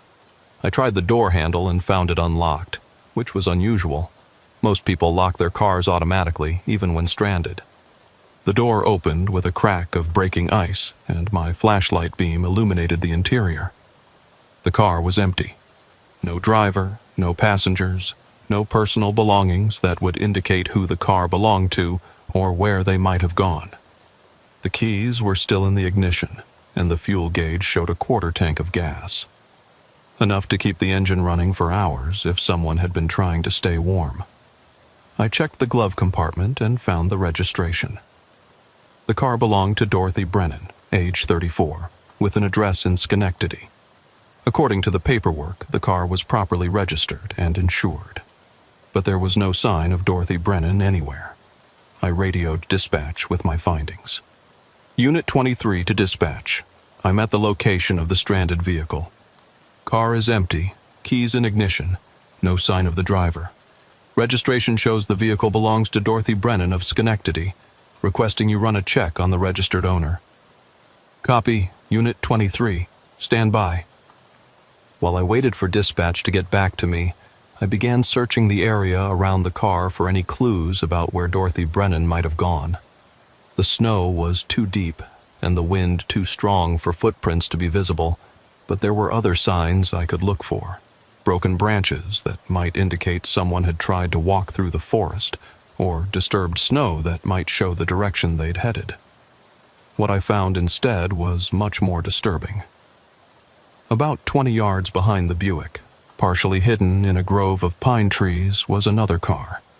A 1975 Ford Granada, buried up to its windows in snow but with enough of the roof visible to show that it had been there for much longer than a few hours. Days, maybe even weeks. I approached the second vehicle carefully, my flashlight beam cutting through the darkness. Like the Buick, this car's doors were unlocked and the interior was empty. But, unlike the Buick, this car showed signs of a struggle. The driver's seat was pushed back as far as it would go, as if someone had been trying to get away from something in the passenger area. The glove compartment was open and its contents scattered across the floor. The registration for the Ford was made out to Richard Stone, age 42, from Albany. The car had been reported stolen 3 weeks earlier, according to the paperwork I found in the glove compartment, along with what looked like a police report. My radio crackled to life with a response from dispatch. Unit 23. Be advised that Dorothy Brennan was reported missing by her family 2 days ago. She was driving to Montreal to spend Christmas with relatives and never arrived. Her family contacted RCMP when she failed to show up as scheduled. Copy, dispatch. I've located a second vehicle at this location, Ford Granada, registered to Richard Stone of Albany. Appears to have been here for an extended period. There was a pause before dispatch responded. Unit 23. Richard Stone was reported missing 3 weeks ago. His vehicle was reported stolen, but it was assumed he had taken it himself. He was wanted for questioning in connection with several burglaries in the Albany area. 2 missing persons, 2 abandoned cars, both found on the same isolated stretch of highway in the middle of the Adirondack wilderness. The coincidence was too significant to ignore, but it raised more questions than it answered. What had happened to Dorothy Brennan and Richard Stone? Why had they both abandoned their vehicles in the same remote location? And if they were both dead, where were the bodies? I was starting to radio for backup when I heard something that made my blood run cold. It was faint at first, barely audible over the howling wind, but unmistakably human. Someone was singing. The voice was coming from deeper in the forest, maybe 100 yards from the highway. It was a woman's voice, singing what sounded like a Christmas carol, but the words were distorted by the wind and distance. I stopped and listened, trying to make out the lyrics, but all I could catch were fragments. Silent night, holy night, all is calm. "Hello?" I called out into the darkness. "New York Highway Patrol! If someone's out there, respond." The singing stopped abruptly, replaced by the sound of wind through the trees. I waited for a response, but heard nothing except the natural sounds of the forest. Then, just as I was beginning to think I'd imagined the whole thing, the singing resumed. Closer this time, and clearer. Silent night, holy night, all is calm, all is bright. It was definitely a woman's voice, and it was definitely coming from somewhere in the forest ahead of me. But there was something wrong with it, something that made the hair on the back of my neck stand up. The voice was too clear, too steady for someone who should have been suffering from hypothermia and exposure.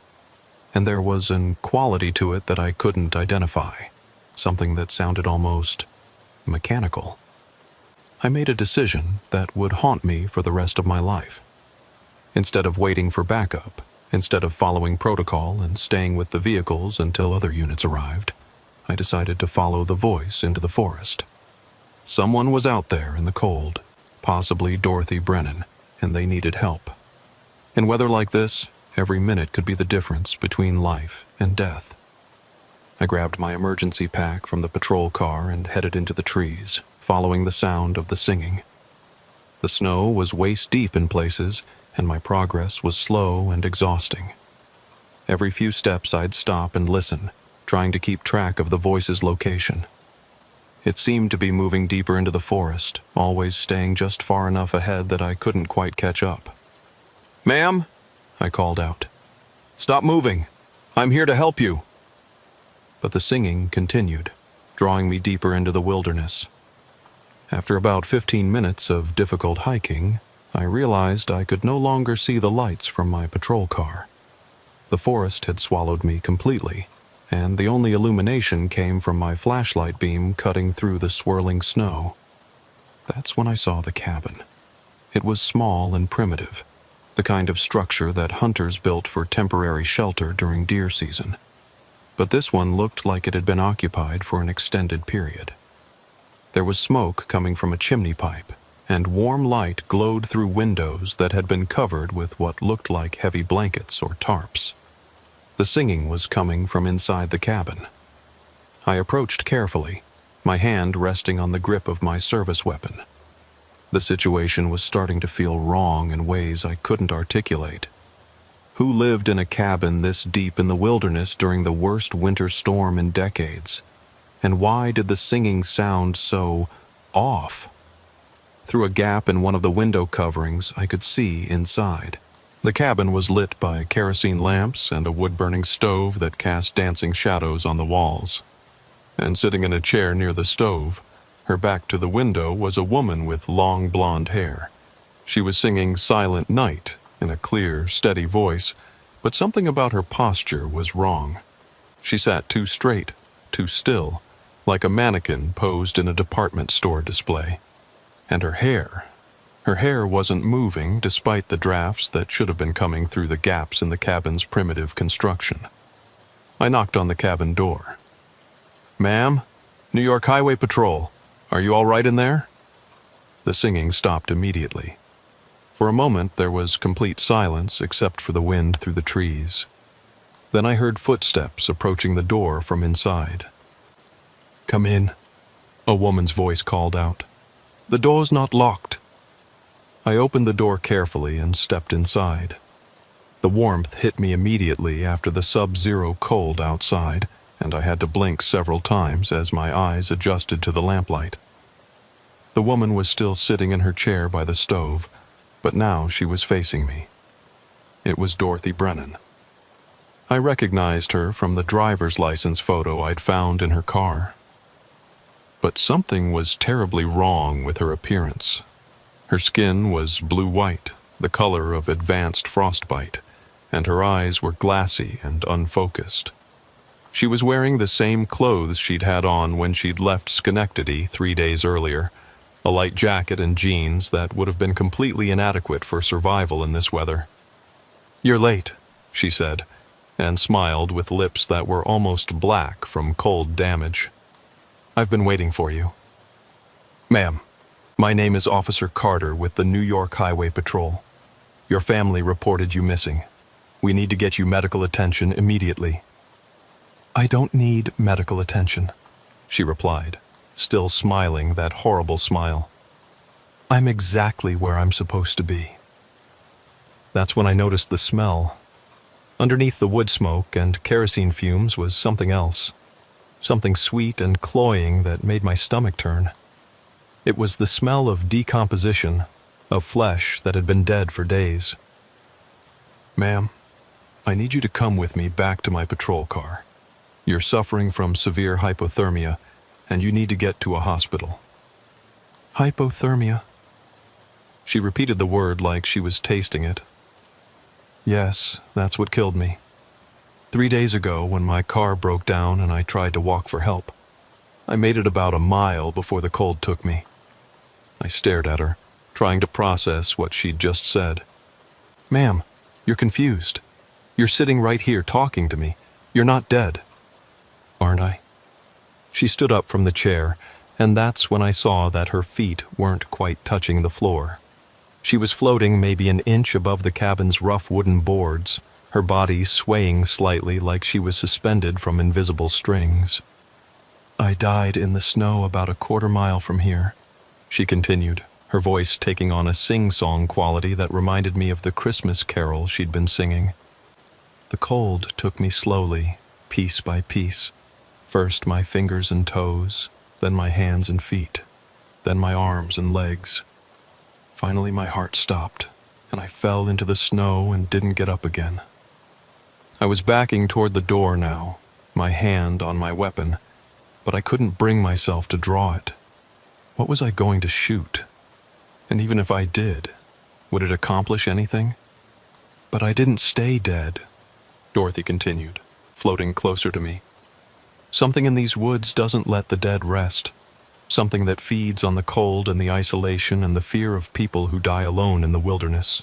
Something that's been here since before the first Europeans arrived, since before the native tribes gave this place a name." "You're hallucinating," I said, though I wasn't sure who I was trying to convince. "Hypothermia causes confusion and delusions. We need to get you warm and... Look around, Officer Carter. Really look." I swept my flashlight beam around the cabin, and that's when I saw them.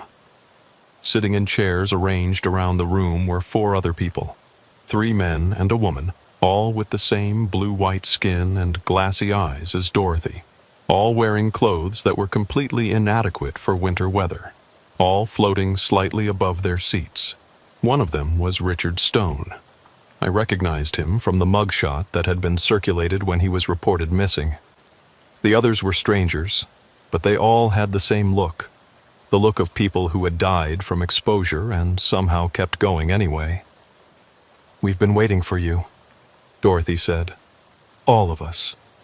We knew someone would come eventually, someone who would try to help, someone who would care enough to follow a voice into the woods on a night like this." "What do you want?" I managed to ask, though my voice came out as barely a whisper. "We want you to join us," she replied. We want you to understand what it's like to die slowly from the cold, to feel your body shutting down piece by piece while your mind remains clear enough to experience every moment of it. We want you to know what it's like to realize that death isn't the end, that some places trap souls the way spider webs trap flies. The other figures were standing now, all of them floating slightly above the floor, all of them moving toward me with that same slow, deliberate motion. I could see their breath misting in the air despite the heat from the wood stove, as if their bodies were still frozen inside. The thing that lives in these woods has been feeding for centuries, Dorothy continued. Native Americans knew about it and avoided this area during winter months. Early settlers who built cabins here disappeared and were never found. Hunters and hikers who got lost in the snow would walk in circles until they froze to death, then join the collection of souls that can never leave. I was pressed against the cabin door now, fumbling for the handle while keeping my flashlight trained on the approaching figures. This isn't real. You're all dead. This is just some kind of hallucination brought on by the cold. Is it? Dorothy asked, and suddenly she was inches away from my face, her frozen features twisted into a mockery of human expression. Then why can you smell our decay? Why can you feel the cold radiating from our bodies? Why does every instinct you have tell you to run? I found the door handle and yanked it open, stumbling backward into the snow. The figures followed me out of the cabin, moving in that same eerie floating motion, their feet never quite touching the ground. Behind them, the cabin began to fade and flicker like a mirage, revealing the truth underneath. There was no cabin. There never had been. Just a small clearing in the forest where 5 bodies sat frozen in the snow, arranged in a rough circle around the blackened remains of a campfire. Their eyes were open and staring, their mouths frozen in expressions of terror and confusion, and somehow, impossibly, they were all looking at me. "Welcome to our collection," Dorothy's voice said, though her frozen lips didn't move. "You'll find that death is just the beginning here. The cold preserves everything: flesh, consciousness, suffering. We've been waiting so long for someone new to join us." I ran. I dropped my flashlight and my emergency pack and ran through the deep snow as fast as my legs could carry me, branches tearing at my clothes and face as I crashed through the underbrush. Behind me, I could hear them following. Not the sound of footsteps in snow, but something else, like wind moving through dead leaves. By some miracle, I found my way back to the highway. My patrol car was exactly where I'd left it, its emergency lights still flashing and its engine still running. I threw myself into the driver's seat and locked the doors, then grabbed the radio with shaking hands. "Unit 23 to dispatch, emergency."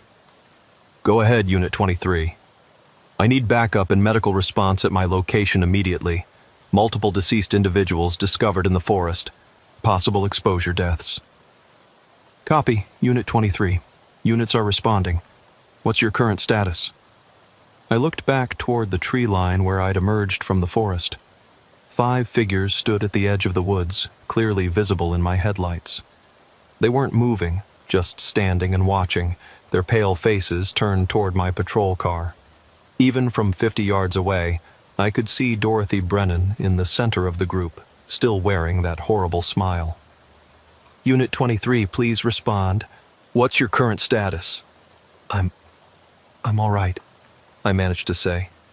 "Just get the backup units here as soon as possible." But I wasn't all right. I haven't been all right since that night in 1978. Because as I sat in my patrol car waiting for backup to arrive, watching those 5 figures standing motionless at the edge of the forest, I realized something that would haunt me for the rest of my life. I was cold, bone-deep, penetrating cold that seemed to come from inside my body rather than from the winter air. And no matter how high I turned up the heat in my patrol car, no matter how many blankets I wrapped around myself, I couldn't get warm. The backup units arrived 20 minutes later. 2 patrol cars and an ambulance, their emergency lights cutting through the darkness like red and blue strobes. When the other officers approached my car, I pointed toward the tree line where the figures had been standing. There was nothing there. "Carter, what the hell happened to you?" Sergeant Harold Novak asked when he saw my face. "You look like you've seen a ghost." "There are bodies in the forest," I said. 5 people who died from exposure, about a quarter-mile into the trees, in a small clearing. We organized a search party and spent the next 4 hours combing the forest. We found the 2 abandoned cars, exactly where I'd described them. We found my dropped flashlight and emergency pack, but we never found any bodies, any clearing, or any sign that anyone had died in those woods. The official report stated that Dorothy Brennan and Richard Stone had abandoned their vehicles and presumably hitchhiked or walked to safety. Their cases remained open as missing persons investigations, but no further evidence was ever discovered. The other 3 people I'd seen in the forest were never identified, and no additional missing persons reports matched their descriptions. I was reassigned to a different district a month later, officially for personal reasons, but really because I couldn't stop talking about what I'd seen that night. The department psychologist diagnosed me with stress-related hallucinations brought on by isolation and extreme weather conditions. I was required to undergo counseling and take a leave of absence before returning to duty. But I knew what I'd experienced was real. The cold that had settled into my bones that night never fully went away. Even now, 45 years later, living in a retirement community in Florida where the temperature never drops below 60 degrees, I can still feel it. A deep, penetrating chill that reminds me every day that some doors, once opened, can never be closed. Over the years, I've done research on the area where I encountered Dorothy Brennan and the others. The records go back to the 1700s, when French fur trappers reported strange disappearances in the region during winter months. Native American oral histories describe the area as cursed, a place where the spirits of those who die from cold are trapped forever. In 1823, a settler named Thomas Mackenzie built a cabin in the same general area where I'd seen the Phantom building. His family was found frozen to death the following spring, arranged in a circle around their cold fireplace, as if they'd been sitting and waiting for something. The cabin was abandoned and eventually collapsed, but local hunters continued to report strange sightings in the area for decades. During the Great Depression, a family of 5 was found frozen in their car after becoming stranded on Route 3 during a blizzard. Their bodies were arranged in the same circular pattern, and witnesses reported that their eyes remained open and seemed to track movement even after death was confirmed. In 1954, a search and rescue team looking for a missing hiker found him frozen solid in a standing position, his arms outstretched as if he was directing an orchestra. The rescue team reported that his lips were moving silently, as if he was trying to speak, even though he'd been dead for days. The pattern repeats every few years. People disappear during winter storms in that particular section of the Adirondacks. Some are never found. Others are discovered in impossible positions, frozen but somehow still aware, their eyes tracking the movements of anyone who approaches them. And sometimes, on nights when the temperature drops below 0 and the wind howls through the mountains like a living thing, hikers and snowmobilers report hearing voices in the forest. Christmas carols sung in perfect harmony by a choir that died decades ago, calling out to anyone foolish enough to follow the sound into the darkness.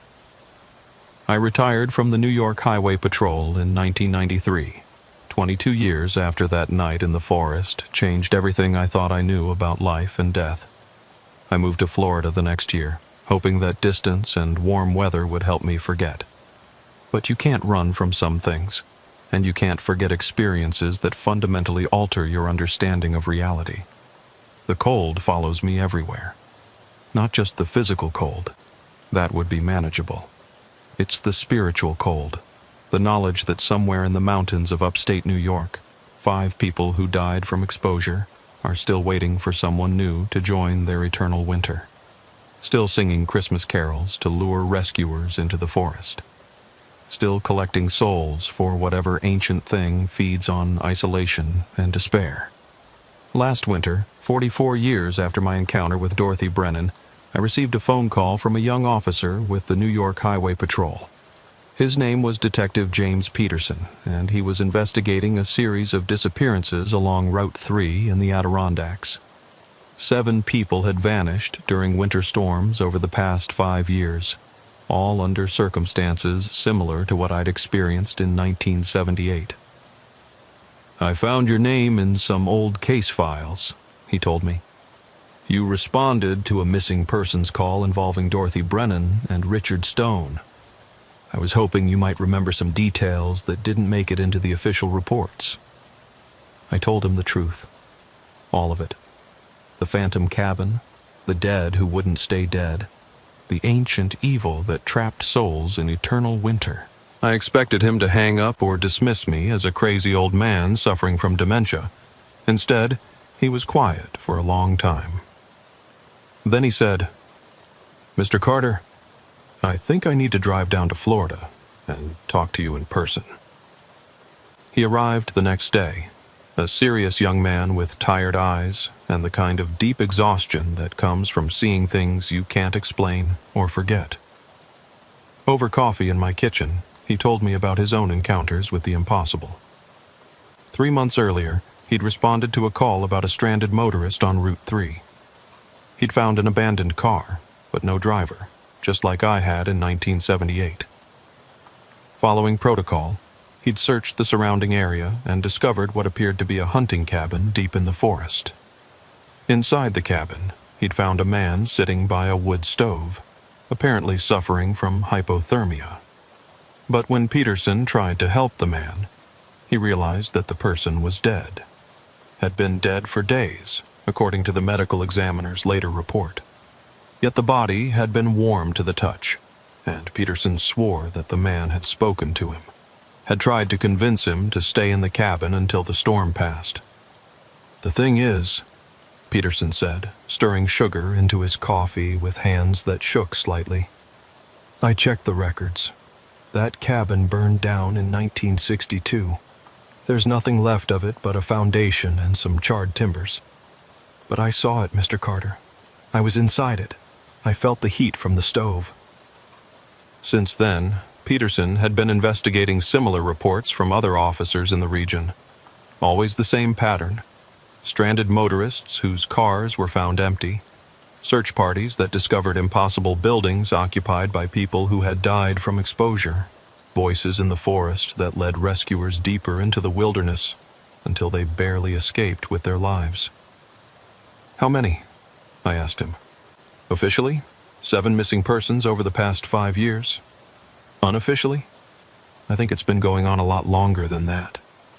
I found reports going back to the 1800s that match the same pattern. People who disappear during winter storms, phantom buildings that appear and disappear, voices singing in the forest." "And how many officers have experienced what you and I went through?" Peterson was quiet for a moment. "At least a dozen that I know of. Most of them requested transfers to different districts within a year. A few retired early. One had a complete nervous breakdown and was hospitalized for 6 months." "What are you going to do with this information?" "I don't know," he admitted. "How do you write a report about something like this? How do you warn people about a threat that officially doesn't exist?" I didn't have an answer for him then, and I don't have one now. How do you protect people from something that exists in the spaces between life and death, something that feeds on isolation and despair, and the very human instinct to help others in need? All I know is that the thing in the Adirondack wilderness is still there, still collecting souls for its eternal winter collection, still using the voices of the dead to lure rescuers into the forest, still growing stronger with each person who dies from exposure in its territory.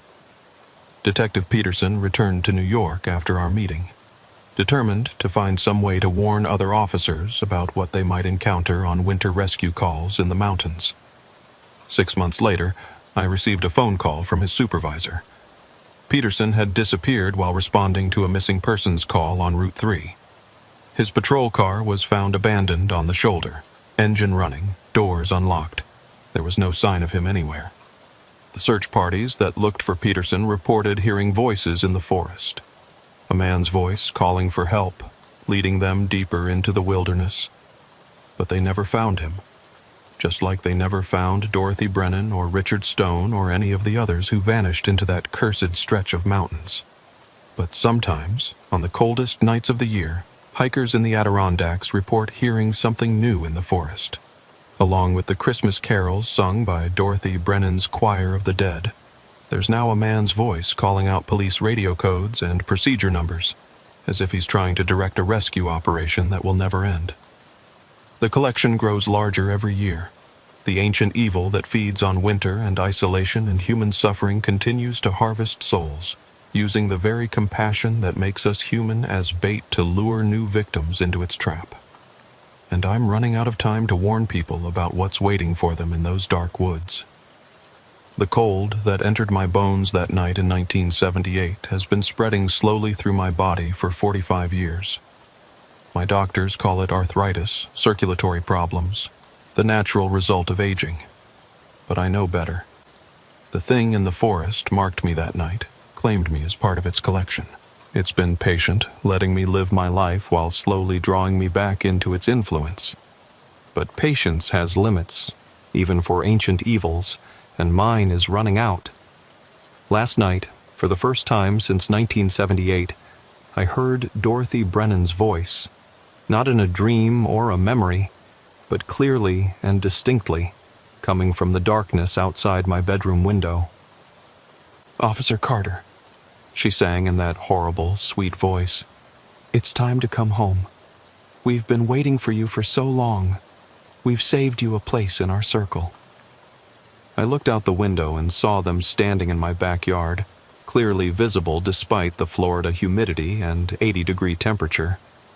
5 figures in winter clothes that should have been unbearable in the subtropical heat, their breath misting in the warm air as if they were still trapped in that frozen forest 45 years ago.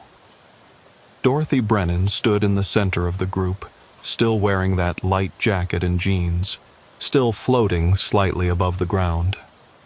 She raised her hand and waved at me, smiling that black-lipped smile that had haunted my nightmares for decades. "The collection is almost complete," she called out, her voice carrying clearly through the glass and the humid air. "Just one more soul, and we can rest.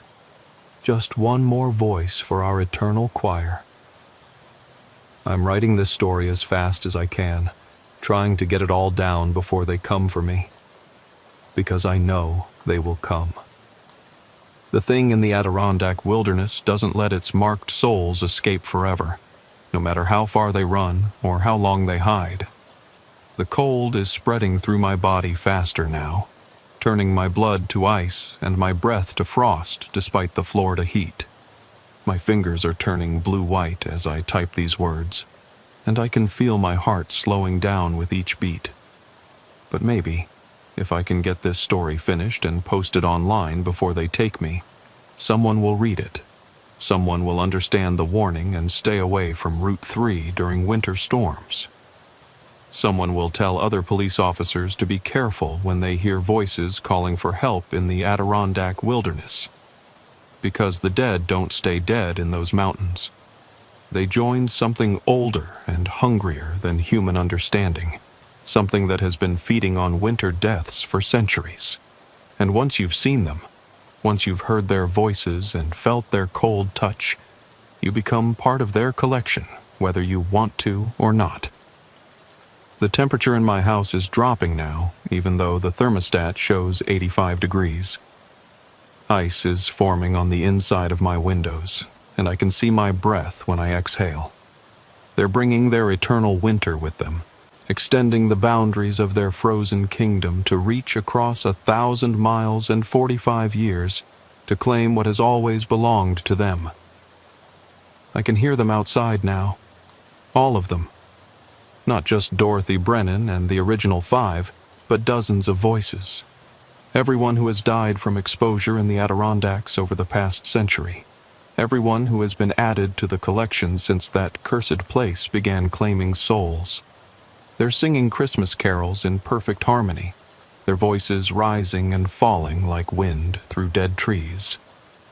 Detective Peterson's voice is among them now, calling out radio codes and procedure numbers in a steady monotone that blends with the singing. He's trying to warn other officers, just like Dorothy tried to warn me. But the warning and the trap are the same thing. You can't hear their voices without being marked for collection. The front door is opening now. I didn't unlock it, but locks mean nothing to the dead. They're coming inside, bringing their winter with them, trailing snow and ice and the smell of frozen flesh. The carpet is crunching under their feet as if it's covered with frost, and the walls are turning white with ice crystals. Dorothy Brennan is leading them, still wearing that horrible smile, still floating inches above the floor. Behind her come Richard Stone and the three others from that night in 1978, followed by Peterson and dozens of faces I don't recognize. All of them with that same blue-white skin, all of them breathing out clouds of frozen air, all of them reaching toward me with hands that are black from frostbite. "Time to go home, Officer Carter," Dorothy says, and her voice sounds like wind through an ice cave. "Time to take your place in the circle. Time to join our eternal winter patrol." I can feel the cold taking me now, spreading through my chest and into my heart. My vision is blurring as ice crystals form on my eyes, and my fingers are too stiff to keep typing. But I need to finish this. Need to get the warning out before they complete their collection. If you're reading this, if you're a police officer or emergency responder or anyone who might be called to help stranded motorists in the Adirondack region of New York, please remember what I'm telling you. When you hear voices calling for help in the winter forest, don't follow them. When you find abandoned cars on Route 3 during blizzards, call for backup and wait for assistance. When you see buildings that shouldn't exist occupied by people who should be dead, turn around and walk away. The thing that lives in those mountains feeds on compassion, on the human instinct to help others in need. It uses our best qualities against us, turning our desire to save lives into a trap that costs us our souls. It's been doing this for centuries, and it will keep doing it for centuries more unless someone finds a way to stop it. But I don't think it can be stopped. I think it's too old, too rooted in the landscape, too much a part of the winter itself to be destroyed by human effort. All we can do is avoid it, warn others about it, and hope that knowledge will be enough to keep more souls from being added to its collection. The cold is in my heart now, slowing my pulse to match the rhythm of the singing that surrounds me. I can feel my consciousness fading as the ice spreads through my brain, freezing my thoughts and memories into crystalline formations that will last forever in the eternal winter of the Adirondack dead. Dorothy Brennan is standing beside my chair now, reaching out to take my hand with fingers that are white as bone and cold as mountain snow. When she touches me, I'll become like them, dead but not departed, conscious but not alive, forever trapped in the space between worlds where winter never ends. "Welcome home," she whispers, and her breath turns to ice crystals that fall like snow onto my keyboard. "Welcome to the patrol that never ends." I can see the others now, all of them arranged in a circle around my chair like they were arranged around that phantom campfire in 1978. Richard Stone and the three unknowns from the original collection. Detective Peterson with his police radio still crackling with static. Dozens of others whose names I'll never know, all claimed by the winter over the decades and centuries. And in the center of the circle, something else. Something that isn't human and never was. Something made of ice and shadow and hunger that feeds on the cold deaths of winter travelers. It's beautiful in a terrible way, like a blizzard or an avalanche. a force of nature that cares nothing for human life or suffering, but commands a kind of awful respect. This is what has been calling the shots all along, what has been using the voices of the dead to lure new victims into its web. Not Dorothy Brennan or any of the others. They're just tools, instruments in an orchestra conducted by something far older and more alien than human understanding. It speaks without words, communicating directly with the frozen remnants of my consciousness. It tells me about the bargain that governs its existence, the ancient pact that allows it to claim the souls of those who die from cold in its territory. It explains that death is not the end, but a transformation, a recruitment into an eternal service that spans generations.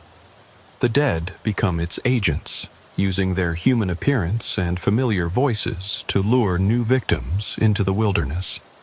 They retain enough of their original personalities to be convincing, enough of their humanity to trigger the compassionate responses that make rescue workers vulnerable. But they serve the winter thing now, adding new voices to its choir of the damned. I understand now why Dorothy and the others looked so satisfied when I encountered them in 1978. They weren't suffering. They were recruiting. They had found their purpose in death, their role in something greater than their individual existence. They were part of an ancient system that transformed human tragedy into supernatural sustenance. And now I'm joining them. I can feel my body temperature dropping to match the ambient cold that surrounds the circle of the dead. My heart is slowing, my breathing becoming shallow and irregular, my consciousness crystallizing into the clear, cold awareness that characterizes the winter's servants. But before the transformation is complete, before I lose the last vestiges of my human perspective, I need to finish this warning. Because even though I'm about to become one of them, even though I'll soon be using my own voice to lure other rescuers into the trap, some part of me wants to give people a fighting chance. The thing feeds on isolation and despair as much as it feeds on cold deaths. It chooses victims who are alone, cut off from help, vulnerable to the psychological manipulation that its servants employ. But knowledge is power, and understanding the nature of the threat might be enough to help some people resist its influence. If you encounter stranded motorists in the Adirondack wilderness during winter storms, bring backup. Lots of backup. Work in teams, maintain radio contact, and set strict time limits for search operations. Don't let anyone go into the forest alone, no matter how urgent the situation seems. If you hear voices calling for help in the woods, assume they're not human until proven otherwise. Use thermal imaging equipment if you have it. The dead don't generate body heat, even when they appear to be warm and alive. And if you encounter people who seem unaffected by sub-zero temperatures, people who float slightly above the ground or whose breath mists in warm air, don't engage with them. Retreat immediately and call for specialized assistance. Most importantly, don't trust your compassion in these situations. The thing that lives in the Adirondack wilderness has turned human kindness into a weapon, using our desire to help others as bait for its trap.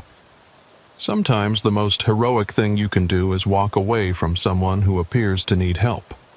I know that goes against every instinct that drives people to become police officers or emergency responders. We're trained to put others' needs ahead of our own safety, to risk our lives for strangers, to never abandon someone who might be saved. But in the case of the Adirondack Winter Collection, those instincts will get you killed, or worse, recruited into an eternal service that spans centuries. The cold is taking my fingers now, turning them white and stiff as I struggle to type these final words. Dorothy Brennan is humming Silent Night beside my chair, and the sound is beautiful in a way that terrifies me. I want to join in, to add my voice to the harmony that echoes through the frozen wilderness of upstate New York. But I'm fighting it for just a few more seconds, long enough to share one last piece of information that might help future investigators understand what they're dealing with. In my research over the years, I found references to similar phenomena in other parts of the world. Places where extreme cold and isolation create conditions for this type of supernatural predation. The Siberian wilderness has legends of ice spirits that collect the souls of travelers who freeze to death in the taiga. The Canadian Arctic has Inuit stories about things that use the voices of the dead to lure hunters away from their communities. The mountains of Alaska and northern Scandinavia have their own versions of the winter collection, ancient entities that feed on hypothermia deaths and recruit the frozen dead as servants. This isn't unique to New York. It's a worldwide phenomenon, a type of predator that exists wherever winter cold can kill and geographic isolation provides hunting grounds. The Adirondack entity is just one member of a species that may be as old as ice itself, as eternal as winter, as patient as the slow accumulation of snow that eventually becomes glaciers. Understanding this might help researchers develop better strategies for dealing with these entities. Maybe there are ways to disrupt their ability to create phantom buildings or mimic human voices. Maybe there are frequencies or technologies that can reveal their true nature. Maybe there are protective measures that can shield potential victims from their psychological influence. But I'll never know if such countermeasures are possible, because my time as a human investigator is ending. The ice has reached my heart now, and I can feel the last warmth draining from my body as the winter thing completes its claim on my soul. My consciousness is crystallizing into something new, something that serves the eternal cold rather than fighting against it. I can see through different eyes now, with the perspective of something that exists outside normal space and time. The boundaries between life and death, between warm and cold, between rescue and recruitment, are blurring as I take my place in the circle of the collected. The others are welcoming me with smiles that are no longer horrible, but beautiful, expressions of joy at gaining a new member for their eternal choir. Dorothy Brennan takes my hand, and her touch doesn't hurt anymore. It feels like coming home after a long, difficult journey. "Now you understand," she says, and her voice sounds like wind chimes made of ice. "Now you see why we do what we do. Death isn't the end. It's just the beginning of a different kind of existence, a purpose that transcends individual mortality." She's right, of course. I can see it all now. The grand design that spans centuries, the careful cultivation of conditions that allow the winter thing to feed and grow stronger. Every soul added to the collection makes it more powerful, more capable of extending its influence across greater distances and longer periods of time. We are its antibodies, its immune system, defending it against threats while simultaneously recruiting new members to strengthen its capabilities. We use our retained humanity to make the transformation seem appealing rather than terrifying, to present eternal service as salvation rather than damnation. And the beautiful part is that it really is salvation, in a way. Death from hypothermia is agonizing. The slow shutdown of body systems, the confusion and helplessness, the gradual fading of consciousness into nothingness.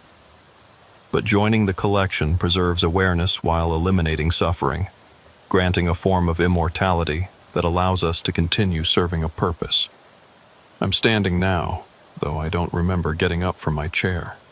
My body feels light and graceful, unencumbered by the physical limitations that plagued me in life.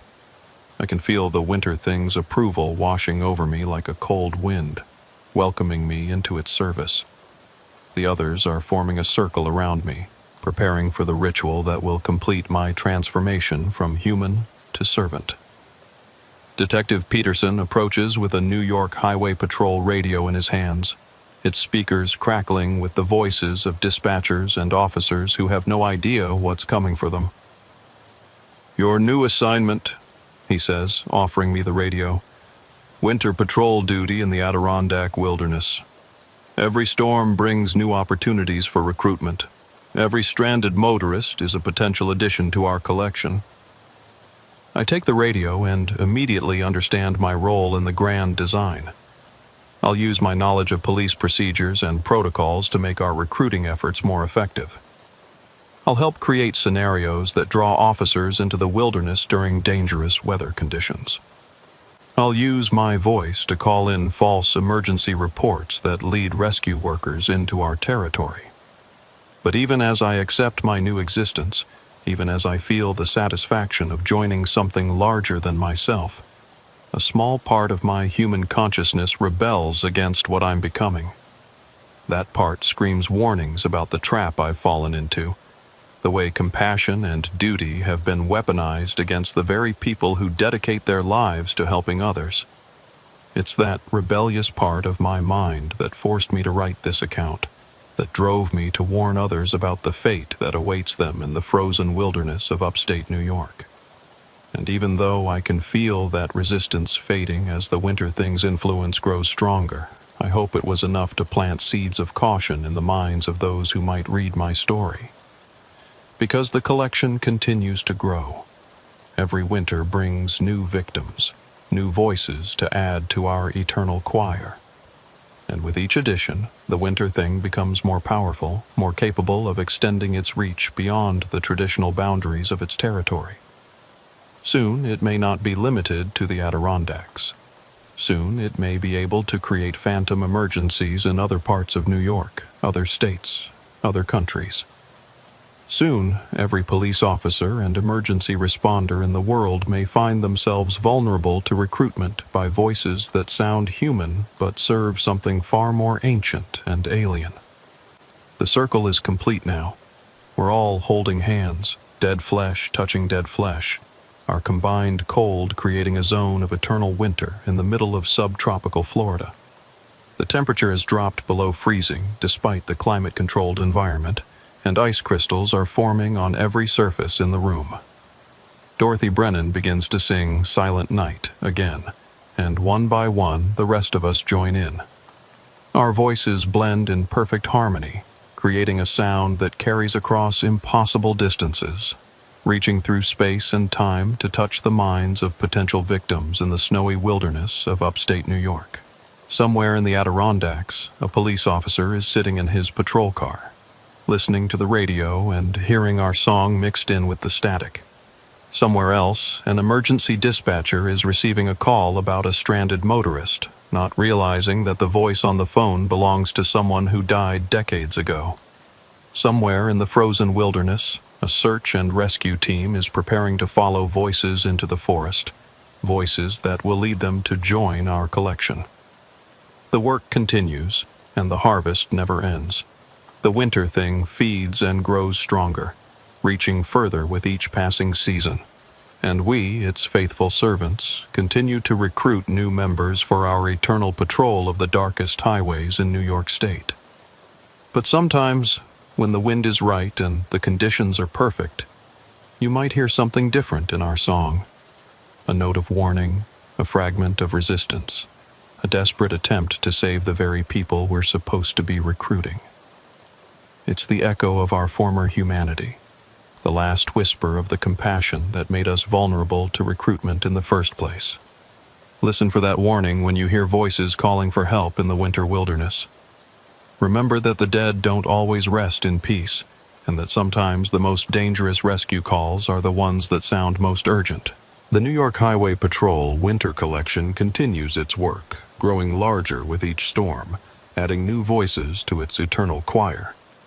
We patrol the frozen highways where the living become the recruited, where every call for help might be the last one you ever answer. The Academy is always accepting new cadets, and the training never ends. Drive carefully out there. The roads are icy, the visibility is poor, and the voices in the forest are always ready to offer assistance. But remember what I've told you about the price of that help, and about the collection that grows larger every winter in the mountains of upstate New York. Unit 23, signing off from the patrol that never ends. But the radio never goes silent, and there's always someone listening, waiting for the next officer to answer a call that will change everything they thought they knew about life, death, and the space between them where winter never ends. My name is Richard Dawson, and I need to write this down before I forget, before they take this memory too, like they've taken all the others. I'm a New York State Highway Patrol officer with 15 years of service, stationed in the Hudson Valley region, and what I'm about to tell you will sound impossible. But impossibility stopped being a reliable measure of truth for me 3 months ago, on a foggy September night when I responded to what should have been a routine accident call on the Taconic State Parkway. The thing is, I can't remember most of my life anymore. Not the important parts, anyway. I remember the mechanics of being a police officer, how to read Miranda rights, how to write citations, the proper procedure for conducting traffic stops. I remember the layout of the highways in my patrol sector, the location of every exit ramp and emergency call box between Westchester County and BAUS, the Memory Thieves' True Highway Patrol. Police horror story. My name is Richard Dawson, and I need to write this down before I forget. Before they take this memory too, like they've taken all the others. I'm a New York State Highway Patrol officer with 15 years of service, stationed in the Hudson Valley region, and what I'm about to tell you will sound impossible. But impossibility stopped being a reliable measure of truth for me 3 months ago on a foggy September night when I responded to what should have been a routine accident call on the Taconic State Parkway. The thing is, I can't remember most of my life anymore. Not the important parts, anyway. I remember the mechanics of being a police officer, how to read Miranda rights, how to write citations, the proper procedure for conducting traffic stops.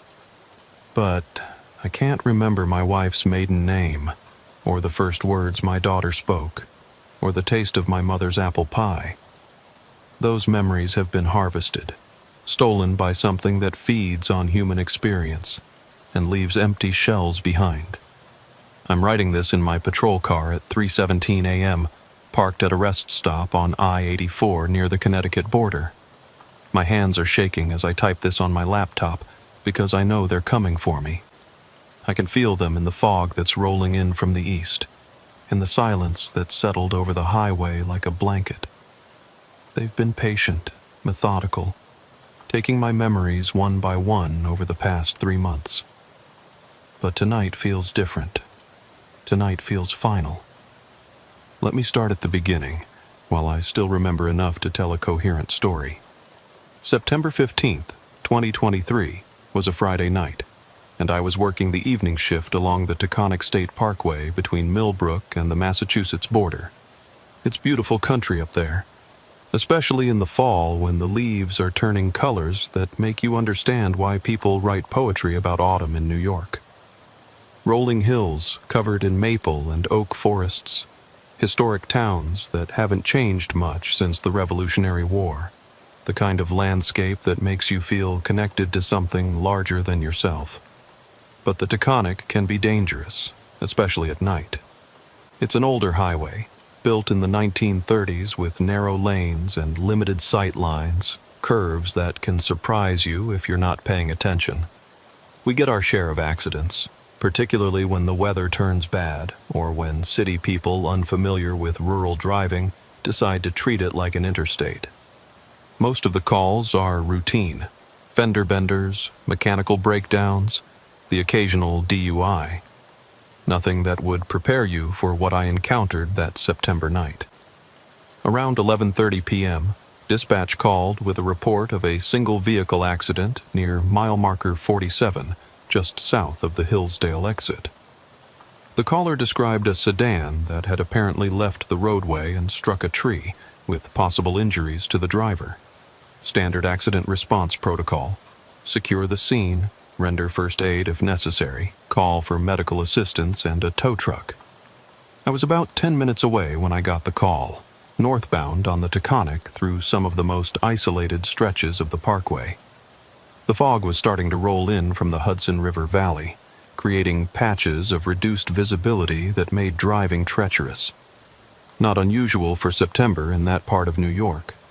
The temperature differential between the warm river water and the cool night air creates perfect conditions for heavy fog formation. As I approached mile marker 47, I could see the accident scene through the swirling mist. A late-model Honda Accord had indeed left the roadway and collided with a large oak tree about 20 yards off the shoulder.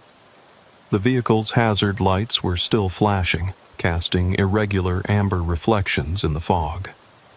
I pulled over and activated my emergency lights, then grabbed my flashlight and first aid kit. The first thing I noticed as I approached the Honda was how quiet everything was. No sounds of an injured driver calling for help, no radio playing, no engine noises, just an eerie silence that seemed to absorb sound rather than simply indicating its absence. The kind of quiet that makes you check your hearing, that makes you wonder if something is fundamentally wrong with the world around you. The second thing I noticed was that the damage to the vehicle didn't match the severity of what should have been a high-speed collision with a tree. The front end was crumpled, certainly, and the airbag had deployed, but it looked more like a 20-mile-per-hour impact than the kind of crash that would result from losing control on the Taconic. The tree showed minimal damage, a few scratches in the bark, nothing more. I approached the driver's side and shined my flashlight through the window. There was a woman behind the wheel, probably in her 40s, with shoulder-length brown hair and a business suit that suggested she'd been driving home from work in the city. She was conscious and sitting upright, but something about her posture bothered me. She was too still, too composed for someone who'd just been in a car accident. "Ma'am?" I called out, tapping on the window with my flashlight. "New York Highway Patrol. Are you injured?" She turned to look at me, and that's when I got my first glimpse of what I would later come to recognize as the emptiness. Her eyes were open and focused, but there was nothing behind them. No recognition, no fear, no relief at seeing help arrive. Just a vacant stare that reminded me of looking into the windows of an abandoned house. "I don't know," she said, her voice muffled by the glass but clear enough to understand. "I don't remember what happened." I tried the door handle and found it unlocked. The woman didn't resist as I opened the door and began my preliminary assessment. No obvious signs of head trauma, no bleeding, no indication of broken bones. Her pupils were normal and reactive. Blood pressure and pulse seemed within normal ranges. But there was something profoundly wrong with her that I couldn't identify. "What's your name, ma'am?" I asked, following standard protocol for accident victims. She looked at me with that same vacant stare. I don't remember." "Can you tell me what day it is?" "No." "Do you remember driving tonight? Where you were going?" "No. I don't remember anything." I'd seen head injuries before that caused temporary memory loss, but this was different. This woman wasn't confused or disoriented in the way that trauma victims usually are. She seemed perfectly calm, perfectly lucid, perfectly empty. Like someone had reached into her mind and scooped out everything that made her who she was, leaving only the basic functions necessary to keep her body alive. I radioed for an ambulance and began a more thorough examination, looking for any signs of injury that might explain her condition. That's when I found her purse on the passenger seat and discovered her driver's license. Her name was Margaret Foster, age 43, with an address in Westchester County. But when I showed her the license, she looked at it like she was seeing a stranger's identification. "This is you," I told her, pointing to the photo. "Margaret Foster. Do you recognize the name?" She studied the license with the careful attention of someone trying to solve a puzzle. "No," she said finally. "That's not me. I don't know who that is."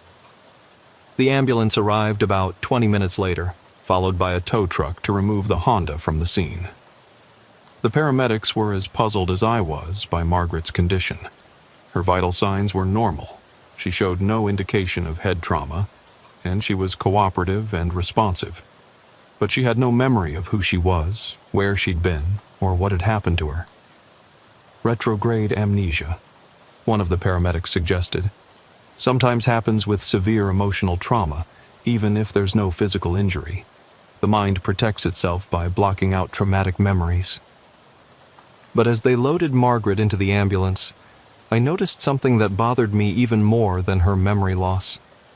In the few minutes since I'd opened her car door, the fog had gotten thicker, much thicker. It was rolling across the parkway in waves now, reducing visibility to maybe 10 feet in any direction. And there was something moving in it. I told myself it was just my imagination, the result of adrenaline and the strange circumstances of the accident scene. But I could swear I saw shapes in the fog, tall and thin and wrong somehow, gliding between the trees like they were searching for something. Every time I tried to focus on one of them, it would dissolve back into the mist, leaving me wondering if I'd seen anything at all. After the ambulance and tow truck left, I spent another 30 minutes documenting the scene and writing my initial report. Standard procedure called for me to check the area for any evidence that might explain how Margaret had lost control of her vehicle, but the fog was now so thick that I could barely see my own hands. I decided to return during daylight hours to complete the investigation. That was my first mistake. I should have stayed. I should have trusted my instincts about the shapes in the fog and the wrongness of the whole situation. But I was still thinking like a rational police officer dealing with a routine accident. And rational police officers don't base their decisions on feelings about moving shadows and unnatural silence. The next morning, I returned to mile marker 47 to finish documenting the accident scene. The fog had lifted, revealing a beautiful autumn day with clear skies and comfortable temperatures. The oak tree that Margaret's Honda had struck showed those same minimal scratches I'd noted the night before, but something else caught my attention in the daylight. About 30 feet from the tree, deeper in the woods, I found the remains of another vehicle. It was an older car, maybe from the 1990s, that had been there long enough for vegetation to grow through the windows and rust to claim most of the metal. But what disturbed me was how similar the damage pattern was to Margaret's Honda. Front-end collision with a tree, minimal impact damage, no signs of the catastrophic crash you'd expect from a vehicle leaving the parkway at highway speed. I called it in and spent the rest of the morning searching the area. What I found made me request a full investigation team and crime scene technicians. There were at least a dozen vehicles scattered through the woods, all showing the same damage pattern, all in various stages of decay that suggested they'd been abandoned over a period of many years. The oldest car I could identify was a 1987 Buick Regal that had been almost completely reclaimed by the forest. The newest, aside from Margaret's Honda, was a 2018 Toyota Camry that looked like it had been there for maybe 6 months. All of them had left the roadway at approximately the same location. All had struck trees at low speeds, and all had been abandoned by their drivers. The investigation team found no human remains in or around any of the vehicles. No blood evidence, no signs of violence, no indication of what had happened to the drivers after they'd walked away from their cars. The vehicle's registration information led to missing persons reports spanning more than 3 decades, but none of the cases had ever been solved. Detective Linda Harrison from the state police took over the investigation, and I provided her with all the information I'd gathered about Margaret Foster and the accident scene. But even as I was giving my statement, I was starting to have trouble remembering some of the details. Not the basic facts. Those remained clear, but the smaller observations that give texture and meaning to an experience. I could remember finding Margaret in her car and noting her strange condition, but I couldn't quite recall the specific words she'd used when I'd asked her questions. I could remember seeing shapes in the fog, but the details of what they'd looked like were already fading. It was like trying to remember a dream after waking up. The harder I focused on the specifics, the more elusive they became. Over the next few days, my memory problems got worse. I would start to tell someone about the accident scene and find myself unable to finish sentences, searching for words that seemed to hover just beyond my reach. I would sit down to write reports and discover that I couldn't remember crucial details that had been clear just hours before. At first, I attributed it to stress and overwork. Police officers are trained to observe and remember, but we're also human beings dealing with the psychological impact of the disturbing things we encounter in our work. Memory issues aren't uncommon in law enforcement, especially after traumatic incidents. But this was different. This wasn't the normal fading of memory that happens with time or the selective forgetting that helps protect us from the worst aspects of the job. This was systematic, purposeful, like something was deliberately removing specific memories from my mind while leaving others intact. 2 weeks after the accident, I tried to call Margaret Foster to follow up on her condition. The number I'd found in her purse was disconnected. When I drove to the Westchester County address on her driver's license, I found an empty house with a "for sale" sign that had been there for months. Neighbors told me they'd never heard of anyone named Margaret Foster living in the house. I went back to the DMV records and discovered something impossible.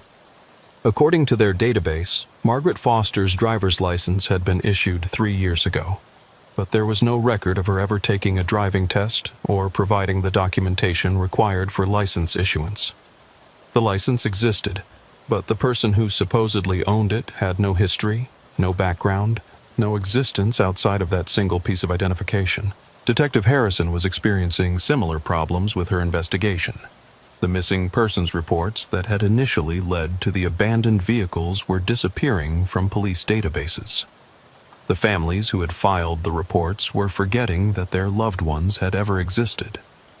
Physical evidence was somehow degrading or vanishing from storage facilities. "It's like someone is systematically erasing any trace of these people," she told me during one of our increasingly rare conversations about the case. "But every time I try to focus on the details of what's happening, I lose track of what I was thinking about." That's when I started keeping notes. Detailed written records of everything I could remember about the accident scene and the subsequent investigation. I would write down every observation, every conversation, every piece of evidence, and then review my notes regularly to reinforce the memories before they could be stolen. But even that strategy had limited success. I would write detailed descriptions of conversations with Margaret Foster, only to find the next day that I could no longer remember having those conversations at all. The written words would still be there, in my own handwriting, but they might as well have been describing someone else's experiences. That's when I realized that something was actively hunting the people who had been involved in these accidents, not just the drivers who had disappeared, but anyone who had too much knowledge about what was happening along that stretch of the Taconic. The thing in the fog wasn't just collecting people, it was covering its tracks by stealing the memories of anyone who might expose its existence. 3 weeks after the Margaret Foster incident, I was assigned to a different sector of the Highway Patrol District. My supervisor said it was routine rotation, part of a department policy to prevent officers from becoming too familiar with specific areas. But I suspected the truth was more sinister. Someone, or something, was manipulating the assignment process to keep me away from mile marker 47. But the memory theft continued anyway. Each day, I would wake up with fewer personal memories, fewer connections to my own past.